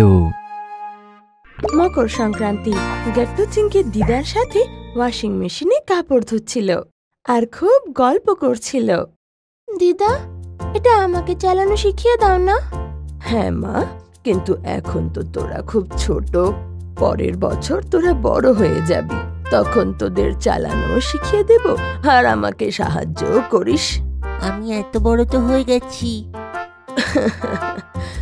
আচ্ছা, একটা কাজ কর, ভেতরের ঘর থেকে পর্দা নিয়ে আয় আর বালিশের কভারও খুলে আনিস, ওগুলো ধুয়ে দেব। আর চিঙ্কি মা, তুই এখানেই থাকিস, আমি মেশিন থেকে কাপড় বের করব। আর তুই বালতিতে রাখিস, তোর মা এসে সেগুলো নিয়ে যাবে। ওকে দিদা। তখনই দরজায় ঘন্টা বাজে। আরে গাট্টু, একবার গিয়ে দেখ তো বাবা, দরজায় কে এসেছে। ততক্ষণে মা ওখানে চলে আসে। নমস্কার, আপনারা সবাই কেমন? আমরা ভালো আছি শর্মাজি। আর আপনি, কোনো কারণ ছিল? সবকিছু ভালো। কিছুদিন পরে মকর সংক্রান্তি, তাই এই বছর আমরা ভেবেছি সোসাইটির সব বাচ্চাদের মধ্যে ঘুড়ির প্রতিযোগিতা হোক। ঘুড়ি প্রতিযোগিতা? হ্যাঁ বাবা, কাইট কম্পিটিশন। আমরা চাই যে সব বাচ্চারা নিজেদের কাইট বানিয়ে আনুক, আর 14 জানুয়ারিতে ময়দানে ঘুড়ি ওড়াক। যার ঘুড়ি সব থেকে বেশি সুন্দর দেখতে তাকে আমরা বিজয়ী বানাবো। আর হ্যাঁ, সেইখানে গজা, সোনপাপড়ি, খিচুড়ি সব আয়োজন করা হবে, তাই সবাই সেইখানেই লাঞ্চ করবে। আর হ্যাঁ, এইটা কিন্তু মনে রাখবে, কেউ চাইনিজ মাছ আনবে না, তাতে হাতও কেটে যায় আর পাখিরা আটকে তার মধ্যে মরে যায়। ঠিক আছে, আমরা খেয়াল রাখবো। এটা তো আমাদেরই উৎসব, আমাদেরই খেয়াল রাখতে হবে, তাই ভালো রশি ব্যবহার করব। আর শর্মাজি ওখান থেকে চলে যায়। মা, আমি আর চিঙ্কিও ঘুড়ি বানাবো। হ্যাঁ, তোরা দুজন বাবার সাথে গিয়ে কালারফুল পেন্ট আনিস। 2 দিন পরে, মকর সংক্রান্তির একদিন আগে, গাট্টু চিঙ্কু ঘুড়ি কাটছিল। আমার নকল করিস না গাট্টু, আমি সূর্যের মতো ঘুড়ি বানাচ্ছি। হে হে, তুই হেরে যাবি। আমি তো ড্রাগন বানাচ্ছি, সব থেকে উঁচুতে উড়বে ড্রাগন। আমার ডিজাইন কপি করিস না, আমি মায়ের ঘরে গিয়ে ঘুড়ি বানাচ্ছি। পারবি তো তুই, আমার ডিজাইন দেখতে আসিস না। আর মা বাবা ওদের কথা শুনে হাসতে লাগে। আর মকর সংক্রান্তির দিন চলে আসে। সব বাচ্চারা আর সোসাইটির লোকেরা মাঠে চলে আসে। তখনই সোসাইটির আঙ্কেল মাইক নিয়ে ভাষণ দেয়। আজকের দিন খুবই শুভ। আজকের দিনে পুরো ভারতবর্ষে আলাদাভাবে উৎসব পালন করা হয়। পাঞ্জাবে একদিন আগে লোহরি হলো, দক্ষিণের দিকে পোঙ্গল। আর আমরা সবাই এই জন্য করি কারণ সূর্য দেবতা এখন উপরে এসে গেছে আর ভারতে গরম আসতে চলেছে। আজকের দিনে সবকটা গ্রহ এক সমানে এসে যায়। সেইটা কি করে কাকু? বাচ্চারা সবাই জানো যে সব গ্রহ সূর্যের আশেপাশে ঘোরে। আজকের দিন সংক্রান্তিতে সবাই এক সমানে এসে যায়। এইসব আপনারা নিজেদের স্কুলে ভূগোলে পড়বেন। আর হ্যাঁ, এখন শুরু হতে চলেছে আমাদের প্রতিযোগিতা। যার ঘুড়ি সব থেকে সুন্দর হবে আর যার ঘুড়ি সবার ঘুড়িকে কেটে দেবে, সেও পুরস্কার পাবে। এই কথা শুনে রিঙ্কি, গুড্ডি, হারি আর বান্টি আনন্দে নাচতে লাগে। জিতবো তো আমি, আমার ঘুড়ি সবাইকে কেটে দেবে। না, আমার ঘুড়িটা সব থেকে উঁচুতে উঠবে, দেখিস। চিঙ্কি গাট্টু সবাইকে দেখে আর ভয়ে তারপর বাবার দিকে তাকায়, কিন্তু বাবা বলে, আরে চিন্তা করো না, তোমরা দুজনে খুব কষ্ট করেছো। নিজের ঘুড়িতে দড়ি লাগাও আর লাটাইতে বেঁধে আকাশে ওড়াও। কিন্তু বাবা, আমি তো ঘুড়িতে দড়ি লাগাতে জানি না। আরে আমি করে দেবো, চিন্তা করো না। তারপর সব বাচ্চারা মা বাবার সাথে ময়দানে আলাদা আলাদা জায়গায় দাঁড়িয়ে পড়ে আর নিজেদের ঘুড়িকে দড়ি লাগাতে লাগে। তখনই বান্টির ঘুড়ি সবার আগে আকাশে ওঠে আর সবাই তালি বাজাতে লাগে। তখন সোসাইটি আঙ্কেল মাইকে বলে, আর এই উঠলো বান্টির ঘুড়ি, কত সুন্দর, সিংহর মুখের মতন। মনে হয় আজ বান্টি জিতবে। না বাবা, আমি জিতবো। আরে বাবা, প্রথমে ঘুড়ি তো ওড়াও। গুড্ডির ঘুড়ি কিছু দূর উড়ে তারপর গাছে আটকে যায়। তখন হ্যারি কুকুরের মুখওয়ালা ঘুড়ি ওড়ায়, যা বান্টির ঘুড়ির থেকে উপরে চলে যায়। হে হে, আমার ঘুড়ি সব থেকে উপরে। দাঁড়া বান্টি, এখনই আমি কেটে দিচ্ছি। তখন গাট্টু ও ড্রাগন ঘুড়িকে বাবার সাহায্যে আকাশে উড়িয়ে দেয়। খুব মজা হলো বাবা। আরে কি, গাট্টুর বানানো ঘুড়িটা সব থেকে বড় আর সুন্দর, একদম ড্রাগন মনে হচ্ছে। এখন দেখা যাক যে কতক্ষণ সে আকাশে থাকতে পারে।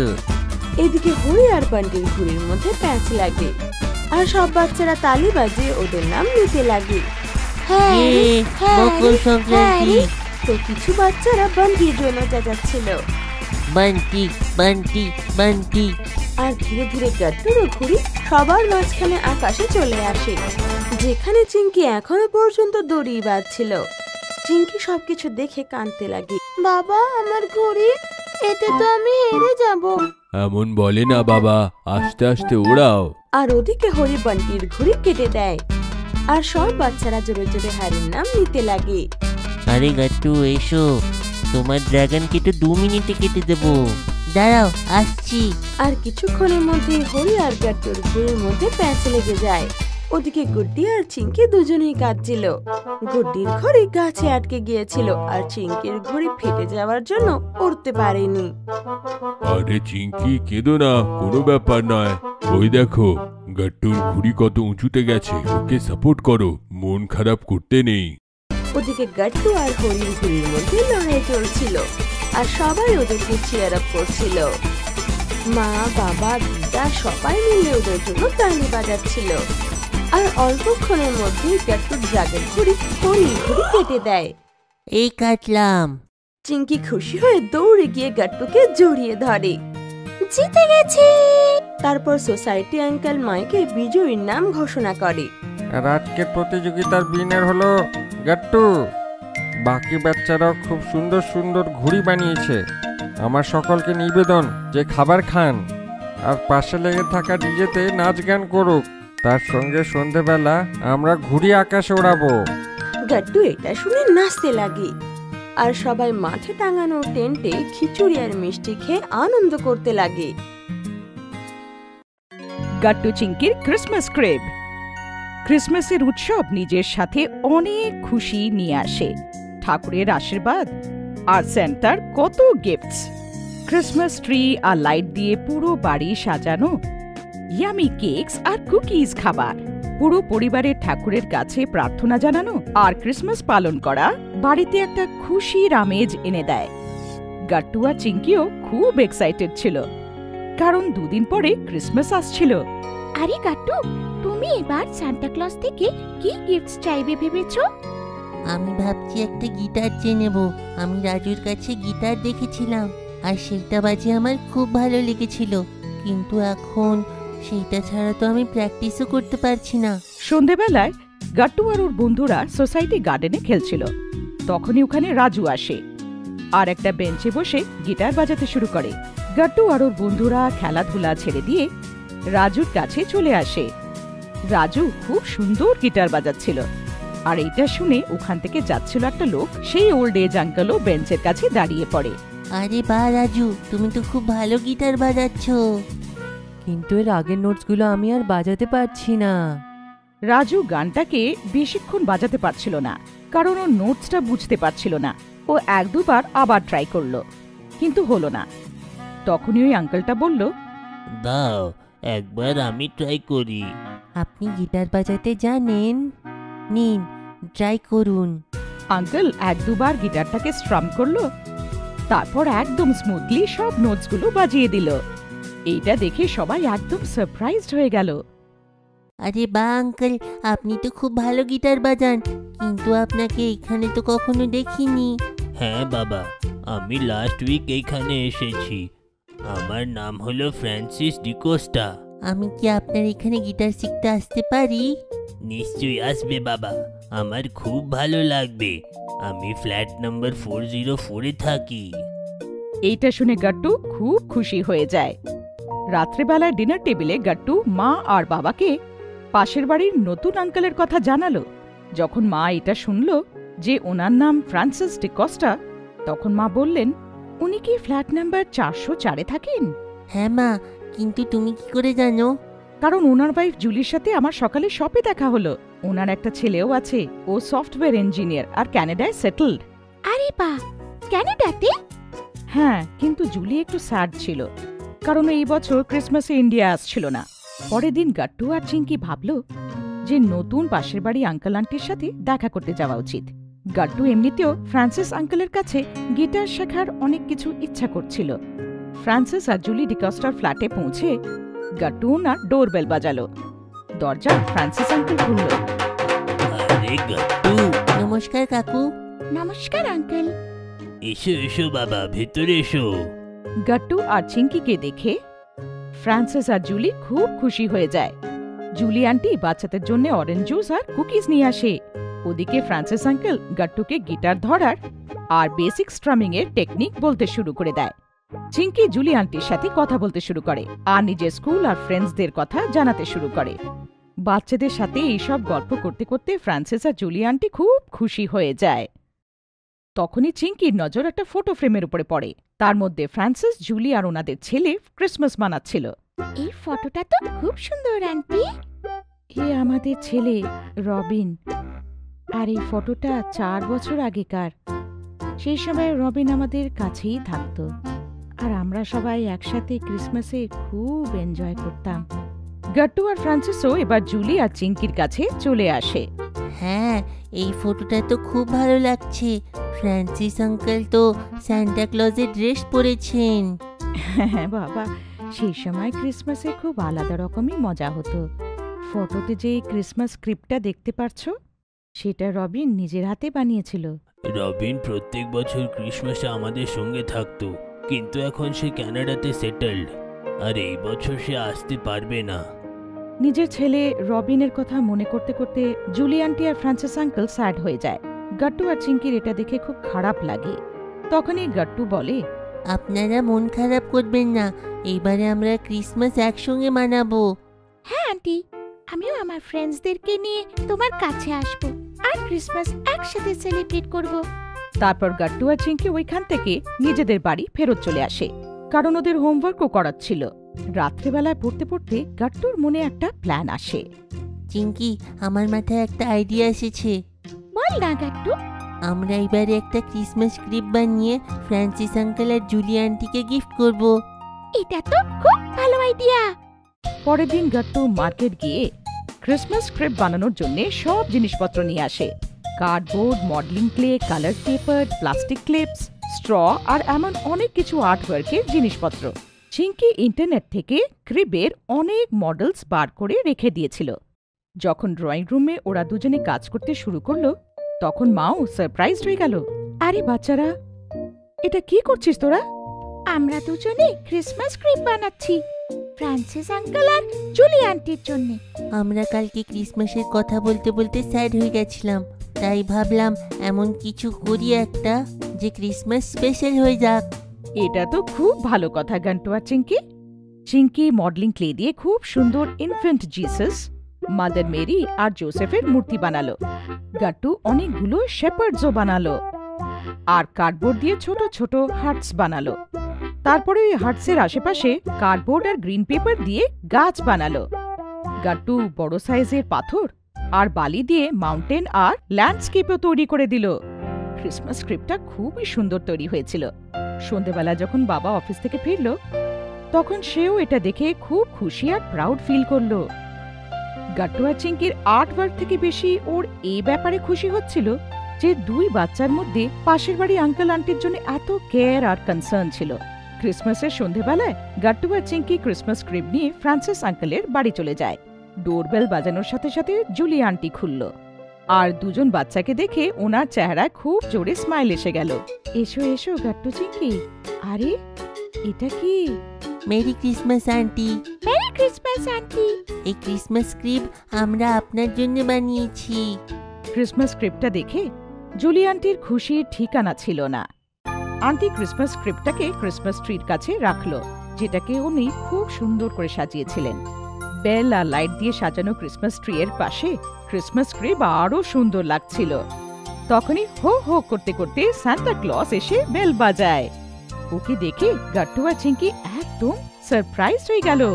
সান্টা নিজের ব্যাগ থেকে গাট্টুর জন্য একটা বড় গিটার বার করে দিল। সান্টা, আপনি কি করে জানলেন যে আমার গিটার চাই বলে? চিঙ্কি মন দিয়ে সান্টা ক্লজকে দেখছিল। ও বলে, আরে গাট্টু, এ তো ফ্রান্সিস আঙ্কেল। সান্টা ক্লজের রেড ড্রেসে আর বড় দাড়ির সাথে এটা তো ফ্রান্সিস আঙ্কেলই ছিল। উনি চিঙ্কিকেও গিফট দিলেন, যার থেকে চিঙ্কি খুব খুশি হয়ে গেল। তখনই ডোরবেল বাজে আর জুলি আন্টি দরজা খুলতে গেল। গাট্টু আর চিঙ্কির মা বাবাও এসে গেছিল ক্রিসমাস সেলিব্রেট করার জন্য। Merry Christmas. Merry Christmas. Merry Christmas. এসো এসো, ভেতরে এসো। হঠাৎ করে সারা ঘর আনন্দে মেতে উঠেছিল। সবাই একসাথে মিলে মাদার মেরি আর জিসাসের ফটোর আশেপাশে যায়, যেখানে হোলি ক্রসও ছিল। সবাই ওখানে ক্যান্ডেলস জ্বালালো আর একসাথে প্রে করলো। তারপর ক্রিসমাস ট্রিয়ের আশেপাশে দাঁড়িয়ে ফ্রান্সিস আঙ্কেল গিটার বাজালো আর ক্রিসমাস ক্যারল শোনালো। জুলি আন্টি ক্রিসমাসের স্পেশাল কেক যেটা বেক করেছিল সবাইকে দিল। সবার ওই কেকটা খুব পছন্দ হলো। গাট্টু আর চিঙ্কির জন্যে আমাদের ক্রিসমাসটা সত্যিতে স্পেশাল হয়ে উঠল। এইবারে রবিনকে ছাড়া তো সব খালি খালি মনে হচ্ছিল। এটা শুনে মা আর বাবাও খুব প্রাউড ফিল করে। সবাই একসাথে আরেকবার বলল, মেরি ক্রিসমাস। স্কেটার গাট্টু সন্ধ্যের সময় মা পাড়ার থেকে বাজার করে বাড়ির দিকে এগোলো। তার হাতে পার্স ছিল। হঠাৎ করে পেছন থেকে একটা চোর এলো আর মায়ের হাত থেকে পার্স নিয়ে চলে গেল। গাট্টু! মায়ের এই ডাক আকাশে বারবার গর্জে উঠল। গাট্টু দ্রুত গতিতে চোরের পিছু করছিল। সব লোকেরা গাট্টুর এত স্টাইলিশ স্কেটিং করে চোর ধরতে যাওয়াটা অবাক হয়ে দেখছিল। ওরা এরম দৃশ্য আগে কখনো দেখেনি। চোরের পিছু করতে থাকা গাট্টু কোনো সিনেমার অ্যাকশনের হিরোর মতন স্কেটিং করে যাচ্ছিল। মা গাট্টুর দিকে দেখে খুব আনন্দ পাচ্ছিল। গাট্টু চোরের খুব কাছে পৌঁছে গিয়েছিল। চোর গাট্টুকে দেখে নিজের স্পিড বাড়িয়ে দিল। সো স্মার্ট, কিন্তু তুমি বাঁচতে পারবে না। গাট্টুও নিজের স্পিড বাড়িয়ে দিল। আরো চোরটাকে ধরতেই যাচ্ছিল, তখনই হঠাৎ করে গাট্টু গাট্টু ওঠ, 8টা বাজে। গাট্টু চোখ খুলল, আর না তো রাস্তায় ছিল আর না সামনে কোনো চোর ছিল। গাট্টু বিছানাতে শুয়েছিল আর ওর মা ওকে উঠাচ্ছিল। কি মা, স্বপ্ন তো তুমি আমাকে স্কেটিং করতে দাও না। তোর স্কেটিং করার শখ এখনো গেল না? চল ওঠ ওঠ, স্কুল যাবি না নাকি? বেচারা গাট্টু মায়ের কথা মেনে গেল আর কাজে লেগে পড়ল। কিছুদিন ধরে সোসাইটির মায়াঙ্ক দাদা আর ওর কিছু বন্ধুরা সোসাইটিতে স্কেটিং করছিল। প্রতিদিন বিকেলে গাট্টু ওদের কাছে গিয়ে ওদের স্কেটিং দেখত। সব ছেলেরা স্কেটিং শুজ পরে জোর গতিতে স্টাইল মেরে স্কেটিং করত। ওদেরকে দেখে গাট্টুর মাথায়ও স্কেটিং করার জোশ এসে গেছিল।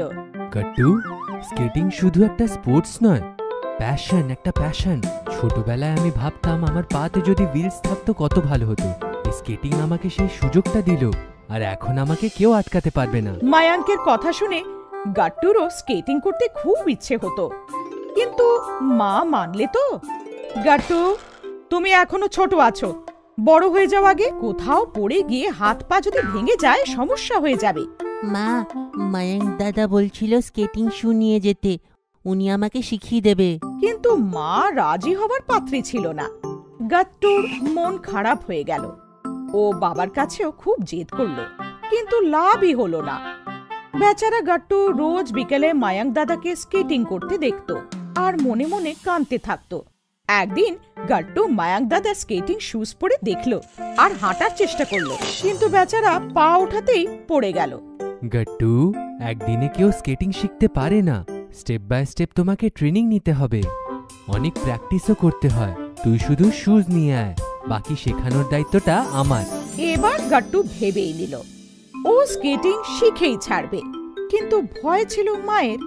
কোনো প্রয়োজন নেই, কাল পড়ে গেছিলে না, ভালো হয়েছে, বেশি আঘাত লাগেনি। কিন্তু ওই যে বলে না, তুমি যদি মন থেকে কোনো জিনিসটাকে চাও তাহলে সেটা তোমার কাছে এসেই যাবে। গাট্টুর সাথেও সেই চমৎকার হলো। একদিন বাবা কাউকে কিছু না বলে চিঙ্কি আর গাট্টুর জন্য স্কেটিং শুজ নিয়ে এলো। এই দেখে গাট্টুর চোখে জল এসে গেল, আরো ঝট করে বাবার কাছে গিয়ে জড়িয়ে ধরলো। কি দরকার ছিল এসব আনার? বাচ্চারা এখনো ছোট আছে। আরে শেখার তো এটাই বয়স, তুমি অযথা চিন্তা করছো আর এদেরকেও চিন্তা দিচ্ছ। মায়াঙ্ক শিখিয়ে দেবে। স্কেটিং এদের ফিজিক্যালি আর মেন্টালি স্ট্রং করবে, এদের কনফিডেন্স লেভেল অনেক বেড়ে যাবে, দেখো। সেই রাতে গাট্টু এত খুশি ছিল যে ও নিজের স্কেটিং শুজ বুকের মধ্যে জড়িয়ে ধরে শুয়ে পড়ল। পরের দিন বিকেল থেকে গাট্টু আর চিঙ্কির ট্রেনিং শুরু হলো। গাট্টু, চিঙ্কি, তাড়াহুড়ো একদম করবে না, সময় নিয়ে শেখো, প্র্যাকটিস করতে হবে। Practice makes perfect. স্কেটিং একদিনে শিখতে পারবে না। ডোন্ট ওয়ারি দাদা, আমরা তোমাকে ফলো করব। আজকে শুধু আমরা ব্যালেন্স করা শিখব। আজ তোমাদের রোলার স্কেটিং হুইলসে 100% লক রাখবো। সেফটি গার্ডসগুলো পরে নাও। তারপর গাট্টু আর চিঙ্কি হেলমেট আর বাকি সব সেফটি গার্ডস পরে নিল। মায়াঙ্ক দাদা ওদের স্কেটিং শুজ লক করে দিল আর ওদেরকেও হুইল লক আর খোলা করা শিখিয়ে দিল। এখন কোমর থেকে আগের দিকে ঝুঁকে যাও আর আস্তে আস্তে এগোতে থাকো। এতে স্কেটিং এর সঙ্গে ব্যালেন্স করাটাও শিখে যাবে। গাট্টু আর চিঙ্কি কোমরের সাহায্যে সামনের দিকে ঝুঁকে গেল আর একটু একটু করে হাঁটতে শুরু করলো। এক সপ্তাহে গাট্টু চিঙ্কি স্কেটিং হুইলের সাথে হাঁটা শিখলো। তারপর মায়াঙ্ক স্কেটিং হুইলের লক 25% খুলে দিল। এখন ব্যালেন্স আগের দিকে রাখো আর আস্তে আস্তে এগোনোর চেষ্টা করতে থাকো। ব্যালেন্স কিন্তু আগের দিকেই থাকে, কারণ আমরা যদি পড়েও যাই তাহলে হাতের সাপোর্ট পাবো। গাট্টু আর চিঙ্কি আস্তে আস্তে করে হুইলসের সাহায্যে হাঁটার চেষ্টা করতে শুরু করলো। হুইলসটা একটু একটু ঘুরছিল। এক সপ্তাহের পর ওদের ব্যালেন্স ঠিক হয়ে গেল। তখন মায়াঙ্ক ওদের হুইলসগুলো 50% খুলে দিল আর আবার ওদের ব্যালেন্স করে হাঁটতে বলল। এখন গাট্টু আর চিঙ্কি খুব মজা আসছিল, কারণ ওরা এখন হুইলসে পিছলে সুন্দরভাবে এগোতে পারছিল। কিছুদিন এইভাবেই পেরিয়ে গেল। মায়াঙ্ক এখন দুজনের স্কেটিং হুইলসই 100% খুলে দিল, যার কারণে ওদের স্কেটিং আরো জোর গতিতে চলল। চিঙ্কি তো বারবার পড়ে যাচ্ছিল, কিন্তু হাতের সাহায্যে নিজেকে আবার উঠিয়েও নিচ্ছিল। গাট্টুর ব্যালেন্স খুব ভালো ডেভেলপ হয়ে গিয়েছিল। ও সোজা রাস্তায় খুব জোরে এদিক ওদিক যাচ্ছিল। কিছুদিন পর গাট্টু আর চিঙ্কি জোর গতিতেও বডি ব্যালেন্স করা শিখে গেছিল, কিন্তু ওরা ব্রেক লাগাতে তো জানতো না। মায়াঙ্ক দাদা ওদের ব্রেক লাগানোর 2-3টে উপায় বলে দিল। তারপর গাট্টু চিঙ্কি রোজ বিকেলে স্কুল থেকে ফেরার পর স্কেটিং এর প্র্যাকটিস করতে থাকে। কিছুদিনের মধ্যে দুজনে স্কেটিং এ পারফেক্ট হয়ে গেল। একদিন মা সোসাইটির ক্যাম্পাসে ঘুরছিল, তখনই ও দেখলো যে গাট্টু জোর গতিতে স্কেটিং করে ওর দিকেই আসছে। মা এর আগে কখনো ওর স্কেটিং দেখেছিল না। তার মনে হলো এখনো ওকে ধাক্কা মেরেই দেবে। মা ভয় পেয়ে গেল। গাট্টু দাঁড়া! জোরে আসতে থাকা গাট্টু অনেকে ধাক্কা মারতেই যাচ্ছিল, কিন্তু তখনই গাট্টু একটা শার্প টার্ন নিল আর ও মাকে না ছুঁয়ে জোর গতিতে এগিয়ে গেল। Smart boy. মা ওর শার্পনেস দেখে প্রাউড ফিল করলো, আরও ওখানে দাঁড়িয়ে গাট্টুর স্কেটিং দেখতে দেখতে হারিয়ে গেল। ভাতৃদ্বিতীয়া। গাট্টু আর চিঙ্কি বাজি টাজি ফাটিয়ে খুব মজা করে দিওয়ালি কাটালো। কিন্তু দিওয়ালিতে শুধু একদিনের হয় না। লক্ষ্মী পুজোর পরে পরবার নিয়মটাও ভালো করে বানালো। দুপুরবেলায় মা গাট্টু আর চিঙ্কিকে দিওয়ালির জন্য বানানো সুস্বাদু সেও, মিষ্টি, লাড্ডু সব খাওয়ালো। তখন মায়ের ফোনে গাট্টু আর চিঙ্কির নিতিন মামার ফোন এলো। মা দেখো মামার ভিডিও কল, তাড়াতাড়ি এসো। মা রান্নাঘর থেকে এলো। হ্যাপি দিওয়ালি মামা। হ্যাপি দিওয়ালি গাট্টু চিঙ্কি। কেমন হলো তোমাদের দিওয়ালি? কালকে তো লক্ষ্মী পুজো ছিল না, কেমন করে কাটালে? হ্যাঁ মামা, খুব মজা আসলো। তুমি জানো আমরা পুরো সোসাইটিকে সাজিয়েছিলাম। মামা আমি সোসাইটির মধ্যে খুব বড় আলপনা দিয়েছিলাম। তখনই ওখানে বাবা এলো। গাট্টু চিঙ্কি, মাকেও কথা বলতে দাও। গাট্টু ফোনটা মাকে দিল। কেমন আছো দাদা? এখন এটা বলো, বাড়ি কখন আসছো? কালকে ভাতৃদ্বিতীয়া, তোমাকে আসতেই হবে। আরে আসতে পারবো না, রোহানের কলেজের পরীক্ষা আছে, তারপরে আবার ছুটি নিয়ে একদম, তাই আসতে পারবো না। এই নাও রোহানের সঙ্গে কথা বলো। মামার ছেলে রোহানের আওয়াজ শোনার সাথে গাট্টু আর চিঙ্কি মোবাইলের উপরে লাফিয়ে পড়লো। রোহান ভাই তুমি কবে আসছো? আমি দেখা করতে চাই। দাদা বলো না তুমি কবে আসছো? গাট্টু চিঙ্কি, তোমাদের হ্যাপি দিওয়ালি। আমি তাড়াতাড়ি দেখা করতে আসবো। চিঙ্কি, কালকে ভাইফোঁটা না? তোমাকে ভাইফোঁটার অনেক অনেক শুভেচ্ছা। থ্যাংক ইউ সো মাচ ভাই।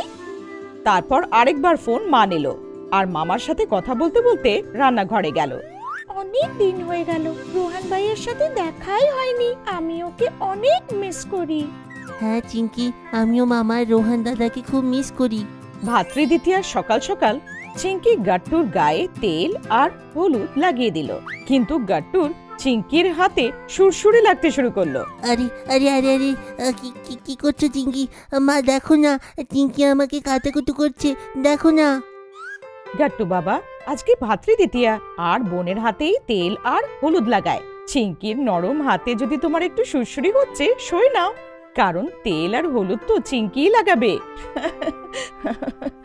চিঙ্কির সাথে সাথে বাবা আর মাও হাসতে শুরু করলো। গাট্টু আর চিঙ্কি ভালো ভালো কাপড় পরে তৈরি হয়ে গেল। চিঙ্কি ভাতরে দ্বিতীয়ার জন্য আলপনা দিল, আর মা চিঙ্কিকে দ্বীপের প্লেট দিল। চিঙ্কি, এই নাও, সব দ্বীপগুলো বারান্দায় সাজিয়ে দাও, আলপনার উপরেও একটা রেখো। চিঙ্কি মায়ের হাত থেকে প্লেটটা নিল আর বারান্দায় দ্বীপ সাজালো। গাট্টু লাইটিং চালু করলো। যেই চিঙ্কি আলপনায় হাত রাখলো, তখনই চিঙ্কির চোখের উপরে কেউ হাত রাখলো। আরে কে? তখনই চিঙ্কির চোখের উপর থেকে হাত সরল। ও পেছনে ঘুরে দেখলো রোহন ভাই ছিল, তার সাথে মামাও। চিঙ্কির আওয়াজ শুনে গাট্টু বাইরে এলো। ও মামা আর রোহন ভাইকে দেখলো।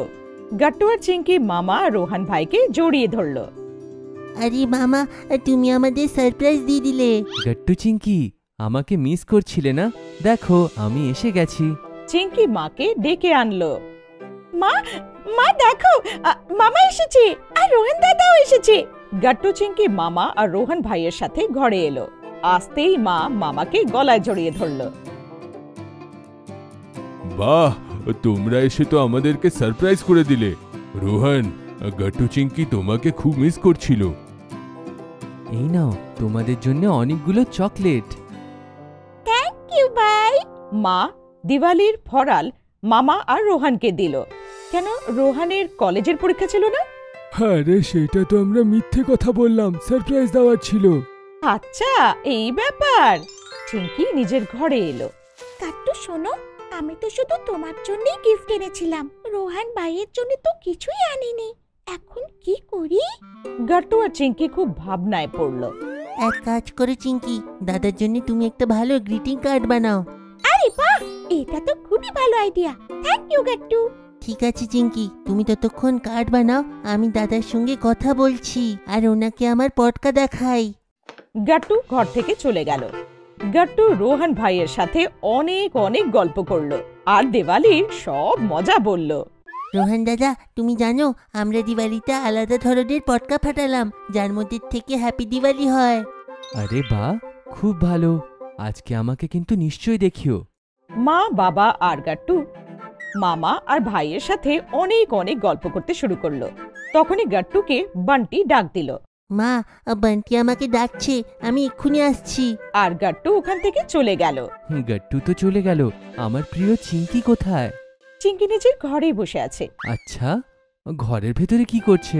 তোমার বাচ্চারা খুবই ভালো, তোমার সব কথা শোনে, তাই না? হ্যাঁ দাদা, কিন্তু কখনো কখনো খুব বদমাশি করে। এখন চিঙ্কিকে গিয়ে দেখে নাও রোহন। রোহন ভাই ঘরে গেল। কি করছো চিঙ্কি? ভাই, এই দেখো, আমি তোমার জন্য গ্রিটিং কার্ড বানিয়েছি, আমাকে বলো তো কেমন লাগলো? চিঙ্কি গ্রিটিং কার্ডটা রোহনকে ধরালো আর রোহন ভাই গ্রিটিং কার্ডটাকে দেখলো। রোহন ভাই দৌড়ে দৌড়ে হলে এলো আর সবাইকে চিঙ্কির হাতে বানানো গ্রিটিং কার্ডটা দেখালো। দেখো, আমার প্রিয় বোন চিঙ্কি আমার জন্য কত সুন্দর গ্রিটিং কার্ড বানিয়েছে। তাই আমিও চিঙ্কির জন্য একটা গিফট এনেছি। রোহন ভাই চিঙ্কির জন্য একটা জামার গিফট বক্স দিল। চিঙ্কি বক্সটা খুলে দেখলো, তার মধ্যে একটা সুন্দর গাউন ছিল। থ্যাংক ইউ সো মাচ ভাই। সন্ধেবেলায় গাট্টু আর চিঙ্কির সাথে সাথে সবাই নতুন জামা কাপড় পরে তৈরি হয়ে গেল। চিঙ্কি রোহন ভাইয়ের দেওয়া গাউনটা পরেছিল। চিঙ্কি, তুমি আমার সব থেকে ফেভারিট, তাই আমি আমার ফেভারিট কালার তোমার জন্য নিয়েছি। আর তোমার উপরে এই ড্রেসটা খুবই সুন্দর দেখাচ্ছে। চিঙ্কি খুশি হয়ে গেল। মা আরতির জোগাড় করলো। আগে মা মামাকে ফোঁটা দিল, তারপরে ওর আরতি করলো। মামা মাকে পয়সার এনভেলপ দিল আর আশীর্বাদও দিল। সব সময় ভালো থাকো বোন। এবার চিঙ্কি রোহন ভাইকে ফোঁটা দিল আর আরতি করলো। আর চিঙ্কি গিফটের জন্য রোহন ভাইকে গ্রিটিং কার্ড দিল। রোহন ভাইয়ের পরে চিঙ্কি গাট্টুকে ফোঁটা দিল আর ওর আরতিও করলো। দাদা জানো, চিঙ্কি আমার জন্য গিফট এনেছে, আমার দেখার আছে ভাই ফোঁটাতে কি গিফট দেয়। চিঙ্কি গাট্টুকে গিফট দেওয়ার আগে গাট্টুর হাত থেকে পয়সার এনভেলপ নিল, তারপর ও নিজের গিফটটা গাট্টুকে দিল। এই দেখে সবাই হাসলো। গাট্টু আর সবাই খুশি হলো। তারপর গাট্টু আর চিঙ্কি রোহান আর মামার সাথে অনেকগুলো ফটকা ফাটালো। ভক্ত প্রহ্লাদের পজিটিভিটি। হোলিকা পোড়ানোর দিন ছিল। গাট্টু চিঙ্কি বেশ টেনশনে বই খুলে বসে পড়াশোনা করছিল। এই চ্যাপ্টারটা 3 বার পড়েও বুঝতে পারছি না। আমিও শুধু পাতা উল্টাচ্ছি, কিছুই তো বুঝতে পারছি না। তখনই মা এসে বাচ্চাদের বলল, বাচ্চারা, আজকে উৎসবের দিন, অনেক খাবার বানাতে হবে, রান্নাঘরে এসে আমাকে সাহায্য করো। এই কথা শুনে গাট্টু চিঙ্কি রেগে গেল। কি যে বলো না মা, দেখছো না আমরা পড়াশোনা করছি। পরশুদিন পরীক্ষা আছে, আমাদের টেনশন হচ্ছে, পড়তে দাও। এই কথা শুনে মা চলে গেল আর গাট্টু চিঙ্কি আবার পাতা উল্টাতে লাগলো। রাত নেমে এলো, অন্ধকার হয়ে গেল আর তারপর মা বাচ্চাদের রুমে এলো। চলো বাচ্চারা, আমাদের হোলিকা পোড়াতে যেতে হবে। এই কথা শুনে গাট্টু রেগে গেল। তুমি যাও, আমরা যাব না, আমরা পড়া শেষ করব। এই কথা শুনে আবার মা রেগে গেল। কি নখরা তোমাদের দুজনের! উৎসবের দিন, বাইরে খুশির আমেজ, আর তোমরা মুখ গোমড়া করে বসে আছো। আমার মাথা গরম করিও না, চুপচাপ নিচে যাও। এই কথা শুনে গাট্টু চিঙ্কি কাঁদতে লাগলো। তখনই ঠাকুমার আগমন হলো। কি হলো? বাচ্চাদের বকছো কেন? দেখুন না মা, পুরো লকডাউনে একদিনও বই খোলেনি, শুধু দুষ্টুমি করেছে। আর যেই পরীক্ষা কাছে এসেছে অমনি নানা রকম ঢং করতে শুরু করেছে। নিচে যাবে না বলছে। ঠাকুমা বাচ্চাদের কাছে যেতেই বাচ্চারা ঠাকুমাকে জড়িয়ে ধরে কাঁদতে শুরু করলো। ঠাকুমা, আমরা কি করব? আমরা একটা চ্যাপ্টারও বুঝতে পারছি না। মানলাম যে আমরা সারা বছর দুষ্টুমি করেছি, কিন্তু এখন এক্সাম পিরিয়ড, এখন যদি পড়াশোনা না করি তাহলে ফেল করে যাব। এই কথা শুনে ঠাকুমা হাসলো। তোমরা ভয় পেয়ে গেছো, তোমাদের মাইন্ড ডিস্টার্বড হয়ে রয়েছে, সেই জন্যই তোমরা কোনো চ্যাপ্টার বুঝতে পারছো না। সত্যিকারের নিষ্ঠা আর ধৈর্য দিয়ে যদি মুশকিলের মোকাবিলা করো তাহলে সবকিছু সোজা লাগবে। বৌমা, যাও হোলিকা পোড়ানোর প্রস্তুতি করো, আমি বাচ্চাদের নিয়ে আসছি। এই কথা শুনে মা সেখান থেকে চলে গেল। গাট্টু চিঙ্কি, গল্প শুনবে? ভক্ত প্রহ্লাদের গল্প, যেখান থেকে তোমরা কাজ করার জন্য পজিটিভিটি পাবে। হ্যাঁ ঠাকুমা, আমরা নিশ্চয় শুনবো। তাহলে শোনো। অনেক অনেক বছর আগে একটা রাক্ষস ছিল, যার নাম ছিল হিরণ্যকাশিপু। ওর একটা ছেলে ছিল, খুব বুদ্ধিমান, সুন্দর এবং ভদ্র। রাক্ষসদের বাড়িতে জন্মেও রাক্ষসদের মতো ছিল না। বুঝেছি, তার মানে এই সেই ভক্ত প্রহ্লাদ। হ্যাঁ, এই আমাদের হিরো ভক্ত প্রহ্লাদ। আর গল্পের ভিলেন হচ্ছে প্রহ্লাদের বাবা হিরণ্যকাশিপু। প্রহ্লাদ ঈশ্বরকে মন থেকে ভক্তি করত। সকাল সন্ধে দিন রাত শুধু ঈশ্বরের নাম জপত। এই দেখে রাক্ষসরাজ হিরণ্যকাশিপু রেগে গেল, কারণ রাক্ষসদের ঈশ্বরের নামে অ্যালার্জি ছিল। উনি প্রহ্লাদকে অনেক বোঝালেন, মারধর করলেন, কিন্তু তাও প্রহ্লাদ ভয় পেল না, ঈশ্বরের নাম জপতে থাকলো। তারপর আর কি, হিরণ্যকাশিপু আরো রেগে গেল। সে নিজের রাক্ষসী বোন হোলিকাকে ডাকলো। হোলিকা বর পেয়েছিল যে ওকে আগুনও জ্বালাতে পারবে না। হিরণ্যকাশিপু হোলিকাকে বলল, প্রহ্লাদকে কোলে নিয়ে জ্বলন্ত চিতায় বসো, আগুনে পুড়লে তবেই ও বুঝবে। তারপর আর কি, হোলিকা প্রহ্লাদকে কোলে নিয়ে কাঠের উপর বসলো। কাঠে আগুন দেওয়া হলো, আর দেখতে দেখতে চিতায় আগুন লেগে গেল। কিন্তু ভক্ত প্রহ্লাদ তাও ভয় পেল না। জ্বলন্ত আগুনে চোখ বন্ধ করে হাত জোর করে ঈশ্বরের নাম জপতে থাকলো। আর দারুণ একটা ব্যাপার ঘটলো। তার ভক্তি দেখে ঈশ্বর প্রসন্ন হলেন, আর আগুনের তার কোনো ক্ষতি করতে পারল না। কিন্তু রাক্ষসী হোলিকা খুব জোরে চিৎকার করতে লাগলো, আর দেখতে দেখতে আগুনে ভস্ম হয়ে গেল। দেখো বাচ্চারা, ভক্ত প্রহ্লাদের মতো ছোট বাচ্চাও নিষ্ঠা আর ধৈর্য দিয়ে আরাধনা করায় ঈশ্বরকে তার সাহায্য করার জন্য আসতে হয়েছিল। এই গল্পের থেকে তোমরা কি শিখলে? সংকট যতই বড় হোক না কেন, ভয় না পেয়ে ধৈর্য ধরে তার মোকাবিলা করলে আর নিষ্ঠার সাথে নিজের কাজ করলে সংকট ঠিক পালিয়ে যায়। গাট্টুর নতুন সাইকেল। সব বাচ্চারই ছোটবেলায় একটা কমন স্বপ্ন থাকে যে তার কাছেও তার নিজের সাইকেল থাকবে। গাট্টু সাইকেল চালাচ্ছিল। পুরো সোসাইটিতে শুধুমাত্র তার কাছেই সাইকেল ছিল। হারি, গুড্ডু আর চিঙ্কি সবাই তার দিকে ঈর্ষার দৃষ্টিতে তাকিয়েছিল। পুরো সোসাইটিতে শুধু ওর কাছেই সাইকেল আছে তো, তাই ওর এত অহংকার। গাট্টু দাঁড়াও, এক রাউন্ড আমাকেও চালাতে দাও। কিন্তু গাট্টু নিজের সাইকেল কাউকে কেন দেবে? সব বাচ্চারা গাট্টুর পেছন পেছন দৌড়াতে শুরু করলো। আর গাট্টুর খুব মজা লাগছিল।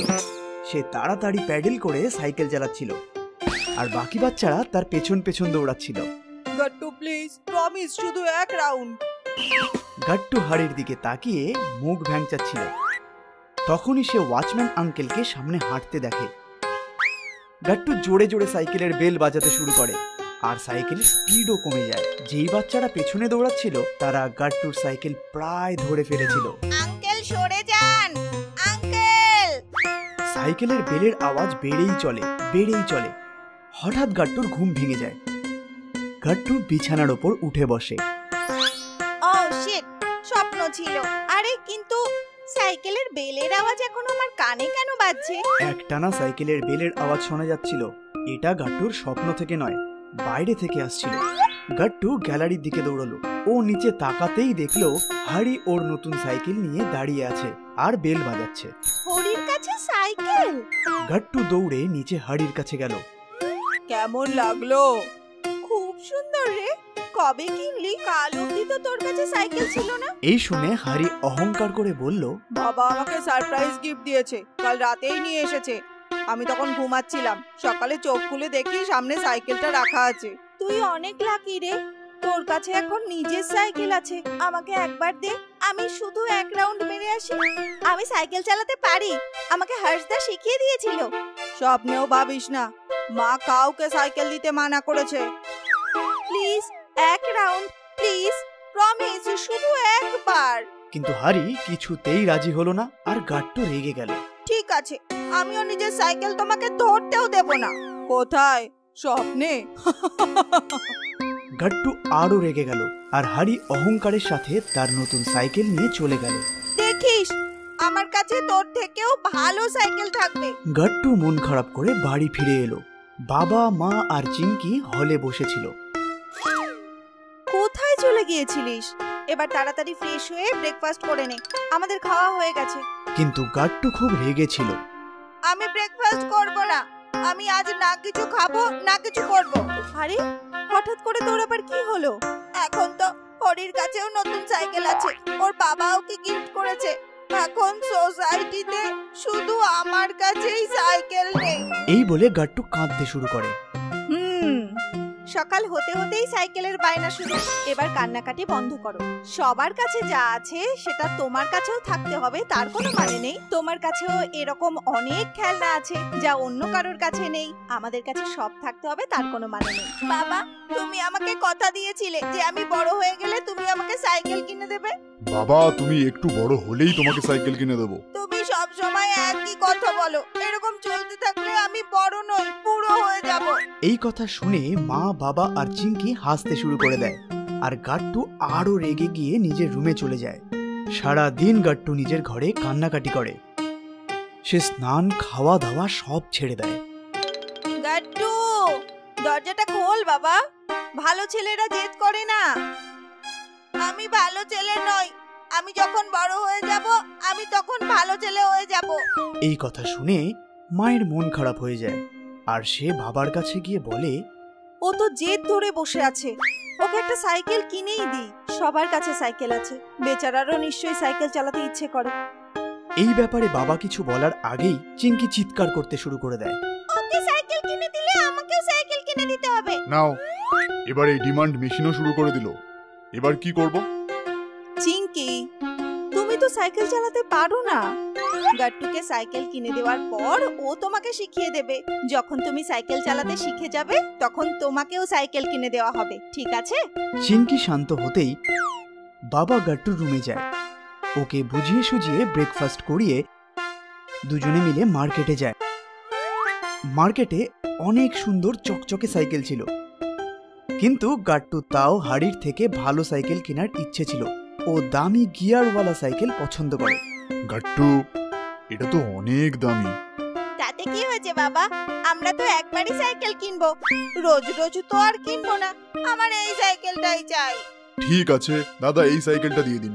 আর তারপর বাবা আর গাট্টু সাথে সাথে সাইকেলও তাদের বাড়িতে এসে পৌঁছায়। মা সাইকেলের পুজো করার পর গাট্টু সাইকেলে চেপে বেরিয়ে পড়ে। গাট্টু এখন আনন্দের সাথে হাওয়ায় উঠছিল। গাট্টু রোজ যে স্বপ্ন দেখত তা এতদিনে স্বপ্ন পূরণ হলো। গাট্টুর সাইকেল সবার থেকে আলাদা ছিল, সবার থেকে ভালো ছিল। সব বাচ্চারা বড় বড় চোখ করে গাট্টুর দিকে তাকিয়েছিল। গাট্টু, তুই আমার সাইকেলটা চালা, আমি তোর সাইকেলটা চালাই। স্বপ্নেও ভাবিস না আমি আমার সাইকেল কাউকে দেব না। গিয়ারওয়ালা সাইকেল বলে এত অহংকার করছে। যেই এই কথা মায়ের কাছে গেল, মা বলল, গাট্টু, এটা ঠিক না বাবা। কেউ আমাদের সাথে যতই খারাপ ব্যবহার করুক না কেন, আমাদের তাদের সাথে সব সময় ভালো ব্যবহার করা উচিত। আমাদের কাছে যা আছে তা নিয়ে আমাদের কখনো অহংকার করা উচিত নয়। যেরকম হর্ষদা, ও যদি তোমাকে সাইকেল না দিত তাহলে তুমি কেমন করে সাইকেল চালানো শিখতে? তুমিও হর্ষদার মতো হও আর চিঙ্কিকে সাইকেল চালাতে শেখাও।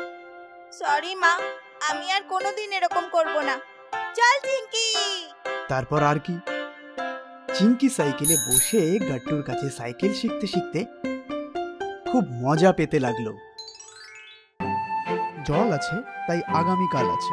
মার্চ মাসের 22 তারিখ মিশ্র স্যার ক্লাসে ছিলেন না। গাট্টু, চিঙ্কি এবং পুরো ক্লাস দুষ্টুমি করছিল। ওয়াটার বটলের জল একে অন্যের গায়ে ছিটিয়ে আনন্দ করছিল। ছেটাও, আরো জল ছেটাও, সবাইকে ভিজিয়ে দাও, কেউ যেন বাদ না যায়, সব বোতল খালি করে দাও। পুরো ক্লাস আনন্দে মেতেছিল। তখনই মিশ্র স্যার আসলেন এবং সবাই নিজের নিজের জায়গায় চুপচাপ বসে পড়ে। আরো গাট্টু, স্ট্যান্ড আপ। কেন দুষ্টুমি করছিলে? সরি স্যার, দোল আসছে, দোলের দিন ছুটি থাকে না, আর আমরা সবাই একসাথে দোল খেলতে পারি না, তাই আজকে জল ছিটিয়ে এনজয় করছিলাম সবাই মিলে। এই কথা শুনে মিশ্র স্যার বললেন, শোনো, দোল রঙের উৎসব, জলের নয়। তোমরা সবাই যে নিজের নিজের ওয়াটার বটল খালি করে দিলে, এবার তেষ্টা পেলে তোমরা কোথায় যাবে? কোনো টেনশন নেই স্যার, আমাদের স্কুলে অনেক ওয়াটার কুলার আছে, আমরা ওখান থেকে জল নিয়ে নেব। আর যদি ওয়াটার কুলারেও জল না থাকে তাহলে? এরকম হতেই পারে না স্যার। কিন্তু এটাই হয়েছে, আজ স্কুলের কোনো ওয়াটার কুলারে জল নেই, কারণ ওগুলোকে পরিষ্কার করা হচ্ছে। এই কথা শুনে গাট্টুর সাথে পুরো ক্লাস ভয় পেয়ে গেল। এ মা, এবার আমরা জল কি করে খাবো? সব ওয়াটার বোতল তো খালি হয়ে গিয়েছে। এই কথা তো তোমাদের আগে ভাবা উচিত ছিল। বসে পড়ো। হারি আর গাট্টু বসে পড়ল। মিশ্র স্যার আবার বললেন, বাচ্চারা শোনো, অক্সিজেনের পর বেঁচে থাকার জন্য সবথেকে বেশি প্রয়োজন হলো জল। খাবার না পেলেও কিন্তু আমরা কিছুদিন বাঁচতে পারি, কিন্তু জল ছাড়া আমরা বেশিক্ষণ বেঁচে থাকতে পারবো না। এই জন্যই তো জলের আরেক নাম জীবন। জল আছে তাই জীবন আছে, এই স্লোগান আমি অনেক দেওয়াল লিখনে পড়েছি। জলই জীবন, জল ছাড়া আগামীকাল নেই, এসব স্লোগান আমরা দেওয়ালে লিখি, পড়ি, কিন্তু তাও ক্লাসে এসে অন্যের গায়ে জল ছিটাই। কি ঠিক বললাম তো? এই কথা শুনে ক্লাসের সব বাচ্চারা লজ্জায় পড়ে যায়। বাচ্চারা জানো এইসব কথা আজ আমি কেন তোমাদের বলছি? কারণ আজ 22শে মার্চ, আজ পুরো পৃথিবী জল দিবস পালন করে। আর এই দিনেই আমাদের স্কুলের জলের ট্যাঙ্কগুলো পরিষ্কার করা হচ্ছে। আর তখনই হারি বলে ওঠে, স্যার আমার জল তেষ্টা পেয়েছে, বোতলে জল নেই, এবার কি করব? হারি, তুমি সব জল নষ্ট করেছো, এবার কিছুক্ষণ তুমি তৃষ্ণার্ত হয়ে বসে থাকো, তবেই তুমি জলের মূল্য বুঝবে। এই কথা শুনে হারি রেগে গেল। বাচ্চারা, আমি বলেছিলাম না পৃথিবীর মাত্র 3% জল প্রাণযোগ্য। জনসংখ্যা বাড়ছে, বৃষ্টি কমছে, আর সেই জন্য জলের অভাব আমরা অনুভব করছি। জানো, লোকে এই জলের জন্য কত ঝগড়া করছে। আর তখনই চিঙ্কি বলে ওঠে, হ্যাঁ স্যার, আমরা ছুটিতে গ্রামে দাদু দিদার বাড়ি গিয়েছিলাম। ওখানে অনেকগুলো মহিলা ট্যাঙ্কের কাছে জলের জন্য ঝগড়া করছিল। পুরো গ্রামে শুধু 1 ট্যাঙ্কার জল আসতো। এটা অনেক গ্রামেই ঘটে, যেখানে বৃষ্টি কম হয় বা নদী পুকুর কোনো কিছুই থাকে না। সেখানকার মহিলারা রোজ জল আনতে অনেক পথ হেঁটে যায়। আমরা শহরে থাকি, আমাদের বাড়িতে কলে জল আসে, আমরা যত ইচ্ছা তত জল পাই। তার মানে এই নয় যে আমাদের জল অপচয় করা উচিত। জলের সার্থক ব্যবহার করা উচিত, জল বাঁচানো উচিত, নদী এবং পুকুর পরিষ্কার রাখা উচিত, এবং সবথেকে জরুরি কথা হলো গাছ লাগানো উচিত। স্যার, জল বাঁচানোর এবং সঠিকভাবে জল ব্যবহার করার একটা আইডিয়া আছে আমার কাছে। বাহ, তাহলে বলো কি আইডিয়া? স্যার, যখন আমরা স্কুল থেকে বাড়ি ফিরি তখন ওয়াটার বোতলে বেঁচে থাকা জল আমরা নষ্ট করি। হয় কারোর গায়ে ছেটাই, না হলে ফেলে দিই। কিন্তু যদি ওই জলটা আমরা স্কুল ক্যাম্পাসে ছোট ছোট গাছগুলোতে দিই, তাহলে আর জলও নষ্ট হবে না, আর গাছগুলোও বেড়ে উঠবে, আর সেখান থেকে আমরা আরো জল পাবো। চিঙ্কির কথা শুনে মিশ্র স্যার খুব খুশি হন। বাহ, এ তো বুদ্ধিমানের মতো কথা। তাহলে তোমরা তাহলে আজ কি শিখলে? আমাদের জল ভেবে চিন্তে ব্যবহার করা উচিত। জলের অপচয় করা উচিত নয়, কারণ জলই জীবন। জল ছাড়া অসম্পূর্ণ জীবনের লক্ষণ। বাহ, খুব ভালো। হারি, এবার বুঝলে তাহলে জলের মূল্য? হ্যাঁ স্যার, এখন মনে হচ্ছে বোতলের জলটা যদি নষ্ট না করতাম তাহলে কত ভালো হতো। আমাকে এরকম তৃষ্ণার্ত হয়ে বসে থাকতে হতো না। জলের মূল্য আমি বুঝে গেছি স্যার।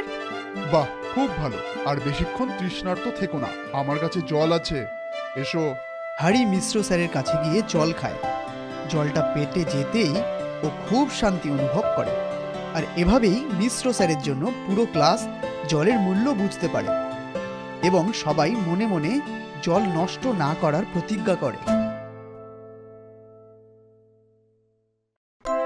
গাট্টু আর চিঙ্কির সত্যাগ্রহ। 2 অক্টোবরের দিন ছিল। গাট্টু আর চিঙ্কি স্কুলের গান্ধী জয়ন্তী পালন হচ্ছিল। শর্মা স্যার ভজন করছিল।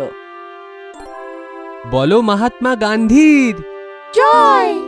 বাচ্চারা, আজ গান্ধী জয়ন্তী আছে।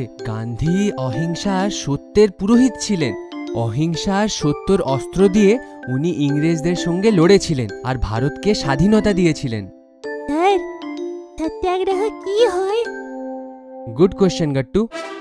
সত্যাগ্রহ মানে হলো সত্যের আগমন। ইংরেজরা ভারতকে গোলাম বানিয়ে রেখেছিল, কিন্তু ভারত স্বাধীন হওয়ার যোগ্য ছিল, আর এটাই সত্য ছিল। এই সত্যর গান্ধীজি আগ্রহ ছিলেন, আর এই সত্যকে প্রমাণ মেনে উনি রীতিমতো লড়তে থাকলেন। লড়াই? কিন্তু উনি তো অহিংসক ছিলেন না। এই লড়াই বন্দুক বা তলোয়ার দিয়ে ছিল না। এটা কাউকে ক্ষতি না করে অনশন, শান্তিপ্রিয়ভাবে মিছিল ডেকে ইংরেজদের বিরোধ। তাছাড়া একতার শক্তি দেখিয়ে লোকেদেরকে সচেতন করে গোলামির চিন্তাধারা থেকে বের করার লড়াই ছিল। স্যার, অনশন আর সত্যাগ্রহ দিয়ে আমরা যেটা চাই সেটা পেতে পারবো কি? হ্যাঁ, নিশ্চয়ই। একটু সময় লাগে ঠিকই, কিন্তু আমরা সফল নিশ্চয়ই হয়ে যাই। গাট্টু আর চিঙ্কি বাড়ি ফেরে, আর আসার পরে মুখ হাত না ধুয়ে টিভির সামনে কার্টুন দেখতে বসে পড়ে। মা এটা দেখে রেগে যায়। আরে, হাত মুখ ধুলি না, কিছু খাওয়া দাওয়া করলি না, আর কার্টুন দেখতে বসে পড়লি? চল, মুখ হাত ধুয়ে নে আর কিছু খেয়ে নে। এরম বলে মা টিভিটা বন্ধ করে দেয় আর ওইখান থেকে চলে যায়। গাট্টু আর চিঙ্কি রেগে যায়। কত ভালো কার্টুন ছিল, টিভি বন্ধ করে দিল মা। আমরা স্বাধীন, আমাদের কার্টুন দেখার অধিকার আছে। চলো চিঙ্কি, আমরা নিজেদের অধিকার নিয়েই ছাড়বো। মা বাবার গোলামি আমরা সইব না। এরম বলে গাট্টু মাদুর বেছায় আর দুজনের সত্যাগ্রহ আর অনশনে বসে পড়ে। মা আসে আর দুজনকে দেখে আশ্চর্য হয়ে যায়। তোমরা এখন এখানে আছো, ওঠো চলো।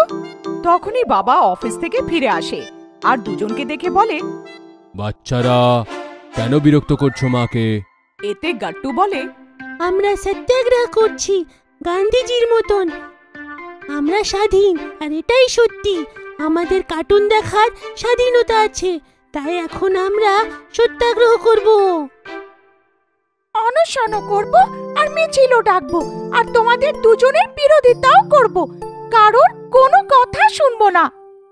মা এই কথা শুনে আশ্চর্য হয়ে যায়। তখন বাবা মাকে নিয়ে ভিতরে আসে। এখন এটা কি নতুন নাটক বাচ্চাদের? কিছু না, দুজনে গান্ধীজির মতন ভাবছে। আজ গান্ধী জয়ন্তী আছে না, স্কুলে শিখিয়ে থাকবে। এখন আমরা কি করি? আমরাও অনশন আর সত্যাগ্রহ করব। এরপরে বাবা মাও গাট্টু আর চিঙ্কির সামনে বসে পড়ে। তোমরা এখানে কেন বসে আছো? আমরাও অনশন করব আর সত্যাগ্রহ করব। কিন্তু তোমাদের চাহিদা কি? আমাদের চাহিদা এটা যে আমাদের বাচ্চারা স্কুল থেকে আসুক আর আগে মুখ হাত ধুয়ে নিক, কিছু খেয়ে নিক, তারপরে কার্টুন দেখুক। কারণ আমরা আমাদের বাচ্চাদের মা বাবা, আমাদের নিজের বাচ্চাদের উপরে অধিকার আছে। যতক্ষণ আমাদের অধিকার আমরা পাচ্ছি না, আমরাও এখানে বসে থাকবো। এটা শুনে গাট্টু আর চিঙ্কি আশ্চর্য হয়ে যায় যে এরকমও কিছু হতে পারে, সেটা ওরা কল্পনাও করতে পারেনি। মা বাবা, এটা তো চিটিং। কেমন চিটিং? আমরাও স্বাধীন দেশে স্বাধীন নাগরিক। আমাদেরও অধিকার আছে যে বাচ্চাদেরকে ভালো অভ্যাস শেখানোর, ওদের বোঝানোর যে স্কুল থেকে আসার পরে মুখ হাত ধোয়া প্রয়োজন, আগে কিছু খাওয়া প্রয়োজন, তারপরে টিভি দেখা আর কিছুক্ষণ পড়াশোনা করা প্রয়োজন। এইটা শুনে গাট্টু আর চিঙ্কি নিজের ভুল বুঝতে পারে আর মা বাবার কাছে ক্ষমা চায়। সরি বাবা মা, আমরা তোমাদের বুঝতে পারিনি। তোমরা তো আমাদের ভালোর জন্যই বলছো। আমাদের মনে হলো যে গান্ধীজির মতন সত্যাগ্রহ আর অনশন করে আমরা সবকিছু পেতে পারি যা আমরা চাই। বাবা গান্ধীজি সত্যাগ্রহ করলো, অনশন করলো, কিন্তু সেটা নিজের স্বার্থের জন্য ছিল না, সেটা দেশের লোকেদের মঙ্গলের কথার জন্য। তোমরাও সত্যাগ্রহ নিশ্চয়ই করো, কিন্তু খারাপ আর অসত্যর বিরুদ্ধে, ভালো মানুষ হওয়ার জন্যে, সবার ভালোর জন্যে। এখন বলো, টিভি দেখলে তোমাদের তো ভালো হয়ে যেত, কিন্তু আমাদের কি? তোমাদের দুজনকে মুখ হাত না ধুয়ে দেখে আমরা তো হয়রান হয়ে যেতাম না? এখন আমরা বুঝে গেছি সত্যাগ্রহ একটা অস্ত্র। এই অস্ত্রের ব্যবহার ভেবে চিনতে আর সবার ভালোর জন্য করা উচিত, নাকি কাউকে বিরক্ত করার জন্য। খুব ভালো, এখন যাও, মুখ হাত ধুয়ে নাও, কিছু খেয়ে নাও, আর তারপর আমরা মিলে কার্টুন দেখব। এরপরে গাট্টু আর চিঙ্কি ঘরে যায় আর মুখ হাত ধুয়ে খেতে বসে পড়ে। 26শে জানুয়ারির প্যারেড। 26শে জানুয়ারির সকাল হলো। সকাল হওয়ার সাথে সাথে 4টের কাছাকাছি গাট্টু আর চিঙ্কি নিজের থেকে চোখ খুলল। ওদের চোখ খোলার 5 সেকেন্ড পরে আলার্ম জোরে বাজতে শুরু করলো আর গাট্টু আলার্ম বন্ধ করে চিঙ্কিকে বলল, আশ্চর্য তো, আজকে তো অ্যালার্ম বাজার আগেই চোখ খুলে গেল। রোজ তো অ্যালার্ম বাজতেই থাকতো, তবুও ঘুম ভাঙতো না। আজকে চোখ কি করে না খুলতো? আজ তো আমাদের জন্য সবচেয়ে বড় দিন, প্রজাতন্ত্র দিবস, রিপাবলিক ডে। হ্যাঁ, আজকে আমাদের অ্যালার্ম নয়, দেশের প্রতি প্রেম উঠিয়েছে। বলো ভারত মায়ের জয়, বন্দে মাতরম। আরে চলো চলো, দেখি বাবা মা ঘুম থেকে উঠেছে কিনা। আজকে ওনাদেরকেও তো স্কুল যেতে হবে আমাদের প্যারেড দেখার জন্যে। তখনই মা এসে বলল, ডোন্ট ওয়ারি, আমরাও ঘুম থেকে উঠে গেছি। তোমরা কখন উঠলে? এক্ষুনি না, আমরা আজকে 5 মিনিট আগেই উঠে গেছি, জানো? হ্যাঁ হ্যাঁ জানি, তোমাদের ডাক শুনেই ঘুম ভেঙে গেছিল। যাই হোক, ঘোষণাগুলো ভালো ছিল তোমাদের। ভারত মাতার জয়, বন্দে মাতরম। ভালো আগমনী হলো রিপাবলিক ডে।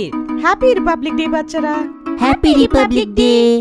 তখনই বাবাও এলো। হ্যাপি রিপাবলিক ডে বাচ্চারা, গণতন্ত্র দিবসে তোমাদের সকলকে শুভেচ্ছা জানালাম। বাবা তোমাকেও অনেক অনেক শুভেচ্ছা। বাচ্চারা তোমরা তাড়াতাড়ি রেডি হয়ে যাও আর বের হও, আমরা আসছি তোমাদের পেছনে। আরে হ্যাঁ, চলো চিঙ্কি, তাড়াতাড়ি রেডি হয়ে নাও, মিস্টার স্যার আমাদেরকে ডেকে পাঠিয়েছে, মনে আছে না? হ্যাঁ হ্যাঁ মনে আছে, চলো তাড়াতাড়ি তৈরি হয়ে যাই। গাট্টু আর চিঙ্কি তাড়াতাড়ি ফ্রেশ হয়ে স্নান করে জল খাবার খেয়ে মাকে বলল, মা আমরা যাচ্ছি, তোমরাও তাড়াতাড়ি এসে যেও, বাই। বাই বাচ্চারা, সাবধানে যেও। চলো চিঙ্কি। গাট্টু আর চিঙ্কি স্কুল পৌঁছলো, আর ওইখানে অনেক আলাদা আর এনার্জেটিক আবহাওয়া ছিল। দেশভক্তির গান বাজছিল। সারা স্কুল খুব ফুল দিয়ে, পতাকা দিয়ে আর রঙ্গোলি দিয়ে সাজানো হয়েছিল। বাচ্চারা ময়দানে একত্রিত হচ্ছিল। কিছু বাচ্চারা আসছিল, কিছু বাচ্চারা ফ্ল্যাগ হোয়েস্টিং এর জন্য বিজি ছিল। প্যারেন্টসরা আসা এখনো আরম্ভ হয়েছিল না, কিন্তু চিফ গেস্টের গাড়ি এসে গেছিল। হেডমাস্টার স্যার আর কিছু টিচাররা চিফ গেস্টের আপ্যায়ন করছিল। তখনই মিশ্রা স্যার গাট্টু চিঙ্কির কাছে এলো আর বলল, আরে চলো, এইখানে কি দেখছো? সরি স্যার, আমরা আসছিলামই। এমন বলে গাট্টু আর চিঙ্কি মিশ্রা স্যারের পেছন পেছন চলে গেল। আধ ঘন্টা এরমই বেরিয়ে গেল, আর আধ ঘন্টার পরে পুরো স্কুল ক্যাম্পাস প্যাক হয়ে গেল। স্কুলের সামনের গ্রাউন্ডে সব বাচ্চারা লাইনে দাঁড়িয়েছিল। স্টেজে চিফ গেস্ট আর তার সাথে প্রিন্সিপাল স্যার আর বাকি কিছু টিচার্সরা ছিল। মিশ্রা স্যার মাইকে কিছু বলার জন্য প্রস্তুত ছিলেন। বাচ্চাদের পেছনে প্যারেন্টসরাও লাইনে দাঁড়িয়ে সম্মেলনাতে যোগ দেওয়ার জন্য দাঁড়িয়েছিল। তার মধ্যে গাট্টু চিঙ্কির মা বাবাও কখন থেকে এসে দাঁড়িয়েছিল। মায়ের নজর বারবার গাট্টু চিঙ্কিকে খুঁজছিল। গাট্টু আর চিঙ্কি কোথায়? আরে আজকে এদের প্যারেড না, ওই দেখো সামনে একটা পুলিশের ইউনিফর্মে ছেলেদের আর আরেকটা ইউনিফর্মে মেয়েদের গ্রুপ আছে। গাট্টু আর চিঙ্কি ওদের সামনে দাঁড়িয়ে আছে, ওদের আদেশ দেওয়ার জন্যে। গাট্টু আর চিঙ্কি নিজেদের প্লাটুনে একদম মাথা উঁচু করে দাঁড়িয়েছিল। ওদের দুজনের নজর সামনে ফ্ল্যাগ পোস্টের দিকে ছিল। পুরো সব জমজমাট হয়ে গেছিল। সবাই নিজের জায়গায় একদম চুপ করে ডিসিপ্লিনে দাঁড়িয়েছিল আর সূচনার অপেক্ষা করছিল। একসঙ্গে সাবধান। মিশ্রা স্যারের সূচনা আসতেই উপস্থিত সবাই ঝট করে সাবধানে এসে গেল। এখন আমি আমাদের ইন্ডিপেন্ডেন্স ডের অধ্যক্ষ, আমাদের স্কুলের হেডমাস্টার আর আমাদের এই সেলিব্রেশনের মুখ্য অতিথি, ওনাকে অনুরোধ করছি যে উনি ফ্ল্যাগ হোস্টিং এর জন্য এগিয়ে যান। হেডমাস্টার স্যার, চিফ গেস্ট আর কিছু টিচাররা ফ্ল্যাগ পোস্টের দিকে এগিয়ে গেল। এখন সবার নজর ওপরে পতাকার দিকে ছিল, যেটা কিছুক্ষণের মধ্যেই উত্তোলন হবে। চিফ গেস্ট আর হেডমাস্টার দড়িটা টানলো আর গোলাপের পাতা সারা জায়গায় ছড়িয়ে পতাকা উত্তোলন হলো আর হাওয়ায় উড়তে শুরু করে দিল। ব্যান্ডের লোকেরা আর সঙ্গীতকাররা রেডি ছিল। ওরা রাষ্ট্রগান বাজানোর জন্য রেডি ছিল। স্টুডেন্টরা, টিচাররা, প্যারেন্টসরা, উপস্থিত মুখ্য অতিথি আর দুটো ছোট ছোট সৈন্য টুকরির সামনে দুটো ছোট ছোট সেনানায়ক গাট্টু আর চিঙ্কি গর্ব করে পতাকার দিকে তাকিয়ে রাষ্ট্রসঙ্গীত গাইছিল। রাষ্ট্রসঙ্গীত শেষ হলো। এবার সবাই উৎসাহিত ছিল যে এবার কি হবে। তখন মিশ্রা স্যার এর আগেই বাবা মার কানে বলে দিল, এখন প্যারেডের সূচনা দেওয়া হবে। আমাদের স্কুলের দুটো গ্রুপ, বাল সেনা মুখ্য গাট্টু আর বালিকা মুখ্য চিঙ্কির প্রতিনিধিত্বতে ঝান্ডাকে প্রণাম জানানো হচ্ছে। আমি বাল সেনা মুখ্য গাট্টুকে বলতে চাই, উনি নিজের বালক সেনার সঙ্গে আগে এসে ঝান্ডাকে প্রণাম জানাক। গাট্টু সূচনার অপেক্ষা করছিল। সূচনা পেতেই ও নিজের টুকরিকে আদেশ দিল, প্যারেড সাবধান, সেলামি দেওয়ার আছে, সেলামি দেব, ডান দিকে মোড়ো। গাট্টুর বাল সৈন্য ওর আদেশেরই অপেক্ষা করছিল। ওর আদেশ পেতেই সবাই ডান দিকে ঘুরে গেল। ব্যান্ড বাজতে শুরু করলো আর বাল সৈন্য সেলামি করতে করতে এগিয়ে গেল। সবার নজর পতাকার দিকেই ছিল। সবার হাত আর পা একসাথে এগোচ্ছিল আর পেছোচ্ছিল। গাট্টুর সৈন্য সেলামি দিয়ে সামনে গিয়ে থেমে গেল। প্যারেড সাবধান, সেলামি দিতে হবে, সেলামি দেব, ডাইনে ঘর। তারপর চিঙ্কির নেতৃত্বে বালিকা সৈন্যরাও সেই রকমই ডিসিপ্লিন আর গর্বের সাথে পতাকাকে সেলামি করতে করতে এগিয়ে গেল। পতাকাকে সেলামি দিয়ে বালিকা সেনা বালক সৈন্যর কাছে স্টেজের ডান দিকে গিয়ে থেমে গেল। এখন সবাই ঝান্ডার প্রতি নিজের নিষ্ঠার প্রেম আর একতা দেখানোর জন্য জয়ের ধ্বনি দেওয়া হবে। ওর পরে সবাই বিশ্রাম নেবে, তারপরে নৃত্য গান, নাটক প্রস্তুত করা হবে। তারপরে অধ্যক্ষ আর চিফ গেস্ট সমাপন করবে। এমন আমাদের প্রোগ্রাম লিস্ট। বলো ভারত মায়ের জয়, বন্দে মাতরম, গণতন্ত্র দিবস পালন হবে। এইভাবে জয় জয়কারে আকাশ গর্জে উঠল। আর এইভাবে সবাই দেশ আর দেশের প্রতি নিজেদের সম্মান আর ভালোবাসা ব্যক্ত করলো। উইমেন্স ডে মানে মহিলা দিবস, যেটা 8 মার্চে পালন করা হয়।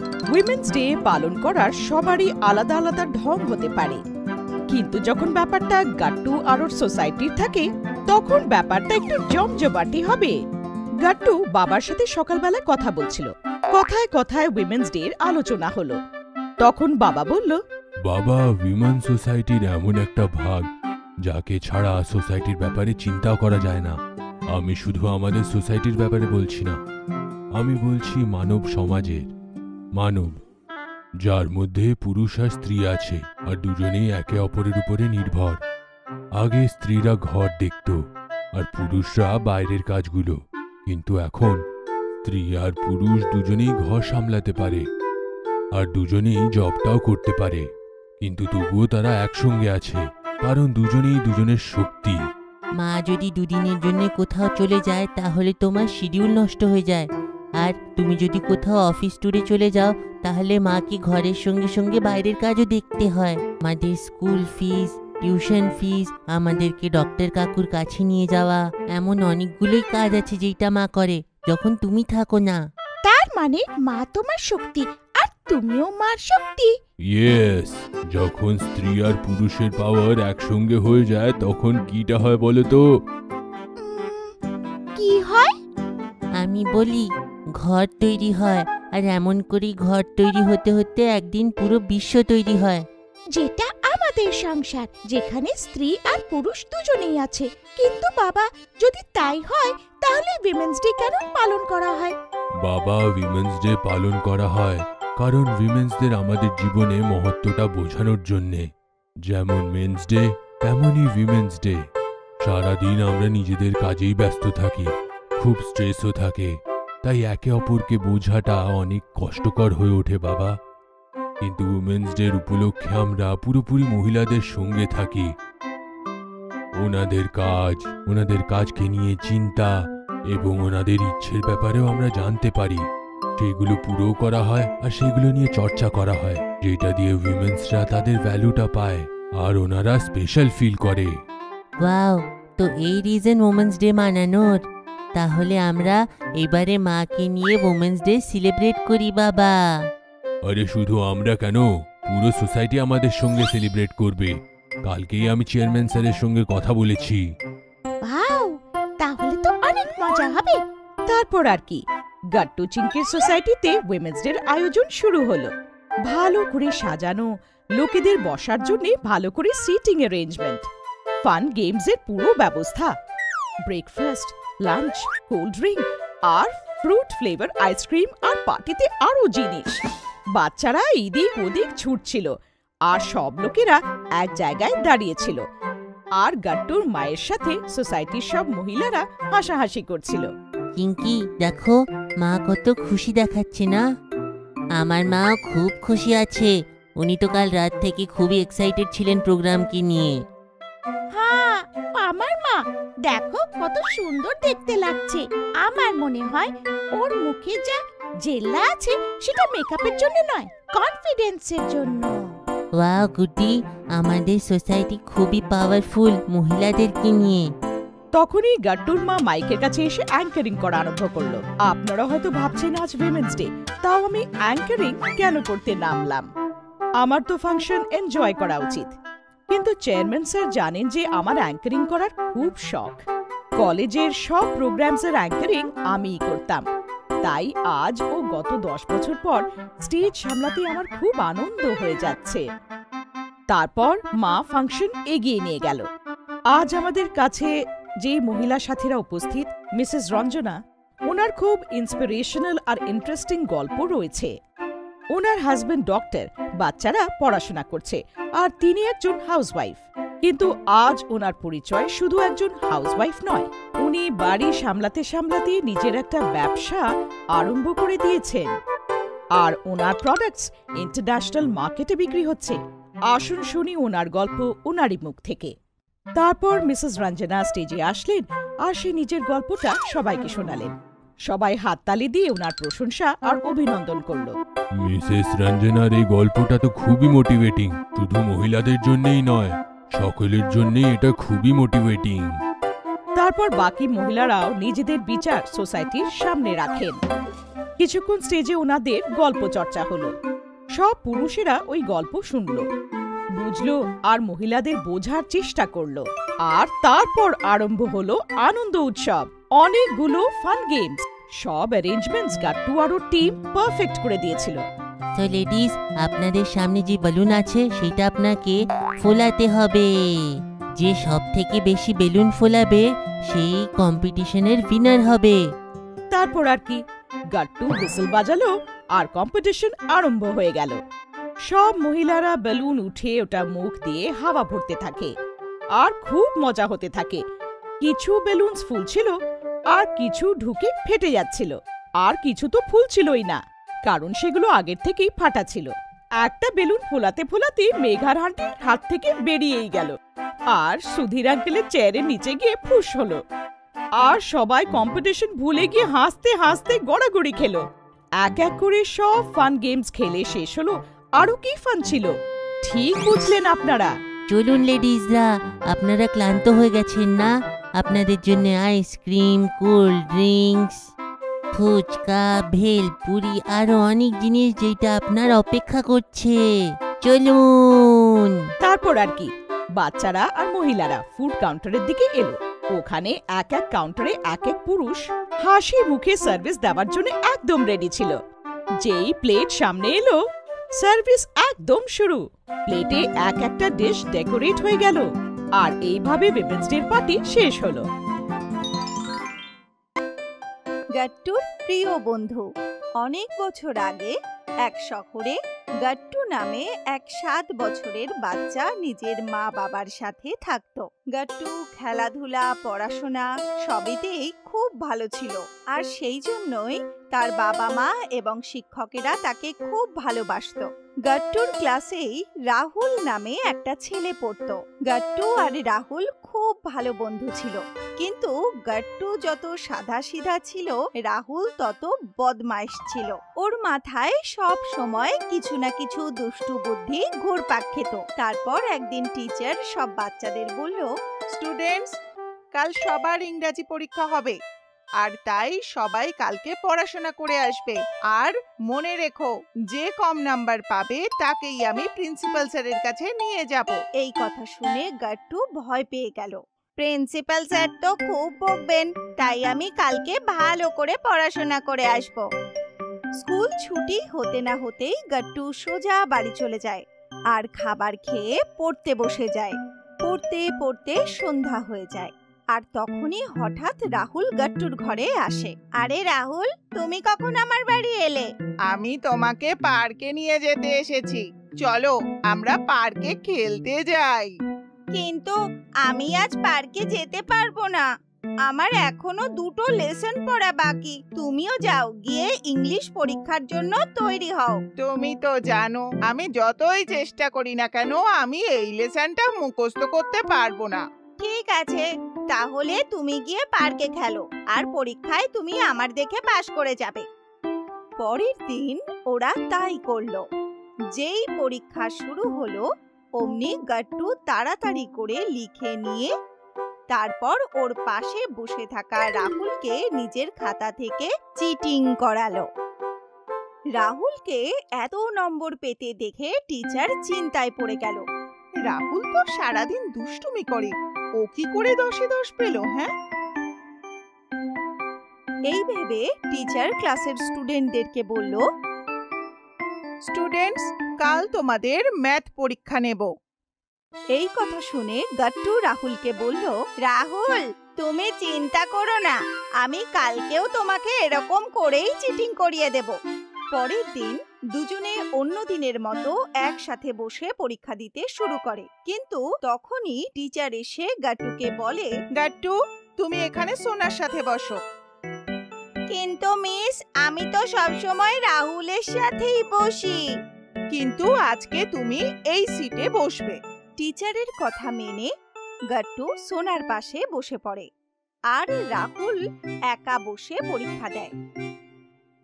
গাট্টু মন খারাপ নিয়ে তাড়াতাড়ি করে পরীক্ষা দিয়ে খাতা জমা দিয়ে দেয়, কিন্তু রাহুল এটাই ভাবতে থাকে, আমি তো একটা প্রশ্নেরও উত্তর জানি না, এবার আমি কি করব?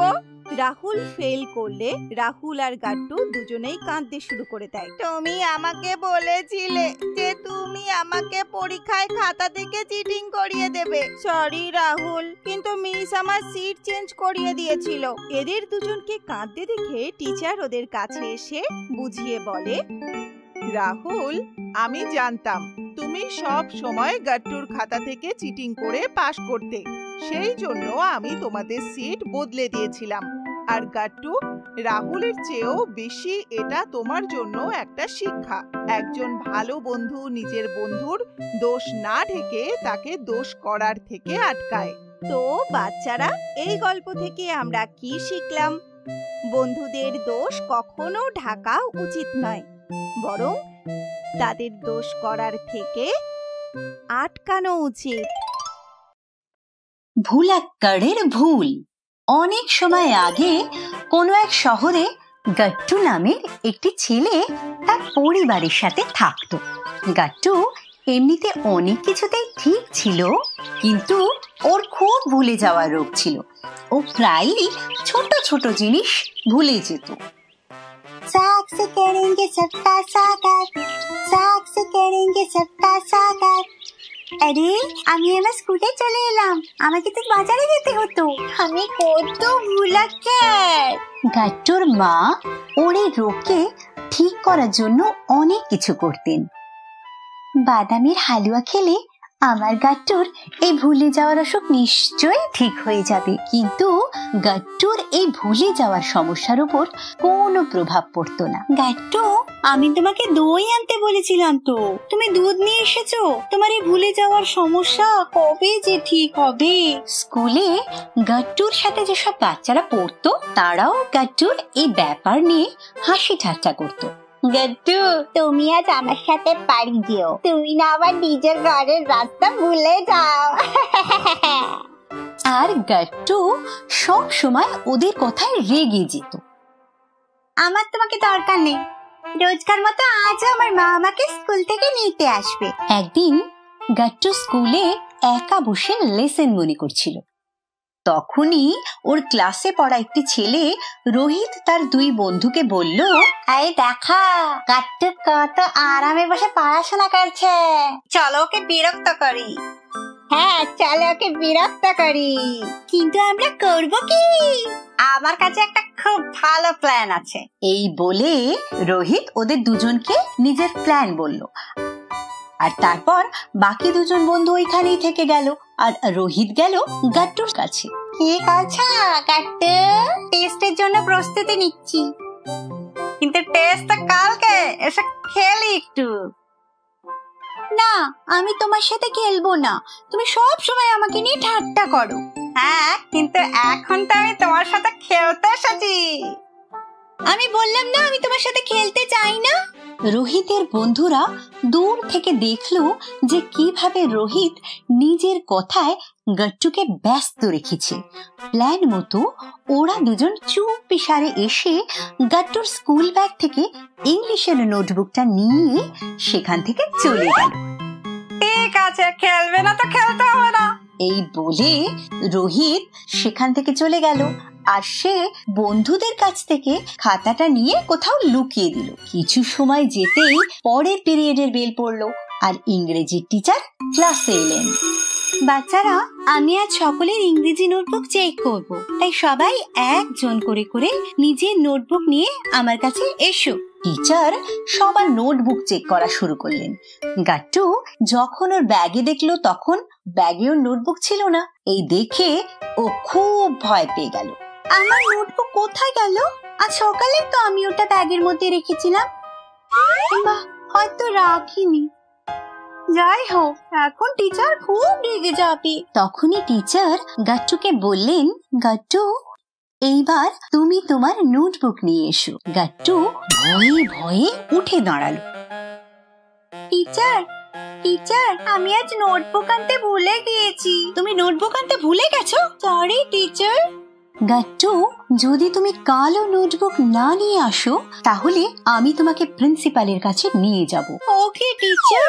গাট্টুকে বকুনি খেতে দেখে রোহিত আর ওর বন্ধুরা খুব খুশি হলো। যখন ছুটি হলো তখন রোহিত আর ওর বন্ধুরা গাট্টুর কাছে গেল। রোহিত গাট্টুকে ওর নোটবুক ফেরত দিয়ে বলল, এই না তোমার নোটবুক। এটা তোমার কাছে ছিল? হ্যাঁ, যখন আমি তোমার সাথে কথা বলছিলাম তখন আমার বন্ধুরা তোমার ব্যাগ থেকে চুপটি করে এটা বের করে নিয়েছিল। কিন্তু তুমি এত করলেই বা কেন? আমি টিচারকে সব বলে দেব। কিন্তু টিচার তোমার কথা মানবেই না, কারণ সবাই জানে যে তুমি কত বুলাক্কার। এই রোহিত সব সময় আমাকে নিয়ে ঠাট্টা করে, আমি ওকে জব্দ করেই ছাড়বো। পরের দিন রোহিত যখন ওর বন্ধুদের সাথে খেলছিল তখনই গাট্টু ওর ব্যাগের কাছে গিয়ে চুপি সারে হিন্দির নোটবুক বের করে নিয়ে ওখান থেকে চলে গেল। ইংরেজির টিচার তো খুব ভালো ছিল, কিন্তু হিন্দির টিচার তো খুবই রাগী। এইবার রোহিত টের পাবে। এই বলে গাট্টু ওই নোটবুক কোথাও লুকিয়ে দিল। কিছুক্ষণের মধ্যে যখন পরের পিরিয়ডের ঘন্টা পড়লো তখন হিন্দির টিচার ক্লাসে এলেন আর উনি বাচ্চাদের বললেন, আজ আমি তোমাদের সবার হোমওয়ার্ক চেক করব, তাই এইবারে এক এক করে নিজের নোটবুক নিয়ে আমার কাছে এসো।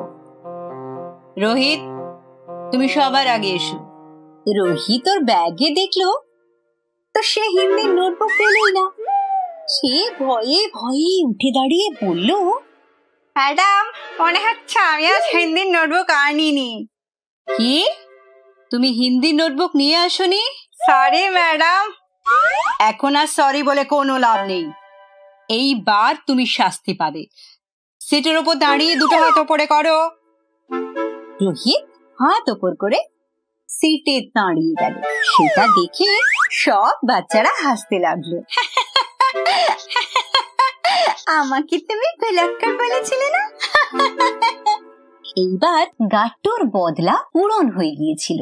এইবার পরে পিরিয়ডের ঘন্টা পড়লে হিন্দি টিচার ক্লাস থেকে চলে গেলেন আর গাট্টু রোহিতের কাছে গেল। তুমি আমার নোটবুক লুকিয়েছিলে না, এখন কেমন লাগছে? মানে তুমি আমার নোটবুক লুকিয়ে রেখেছো? হ্যাঁ, কারণ তুমি আমার নোটবুক লুকিয়ে রেখেছিলে। ঠিক আছে, তোর বদলা তো পূরণ হয়েছে।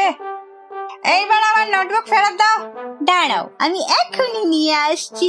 এই বলে গাট্টু সেখান থেকে বাইরে এলো, কিন্তু নিজের ভুলে যাওয়া রোগের কারণে গাট্টুর মনেই পড়লো না যে নোটবুক কোথায় লুকিয়েছে। আমার তো মনেই পড়ছে না যে কোথায় লুকিয়েছি নোটবুক। এখন আমি কি করব? ফেরত এসে সে রোহিতকে সব কথা বলল।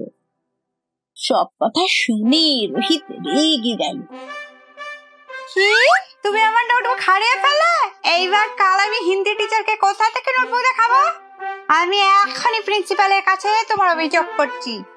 এই বলে সে প্রিন্সিপালের কাছে গেল ও তাকে সব কথা বলে দিল। প্রিন্সিপাল স্যার, আমি তো গাট্টুর সাথে মজা করছিলাম আর ও তো আমার নোটবুকই হারিয়ে ফেললো। গাট্টু আর রোহিত, এতে তোমাদের দুজনেরই ভুল আছে।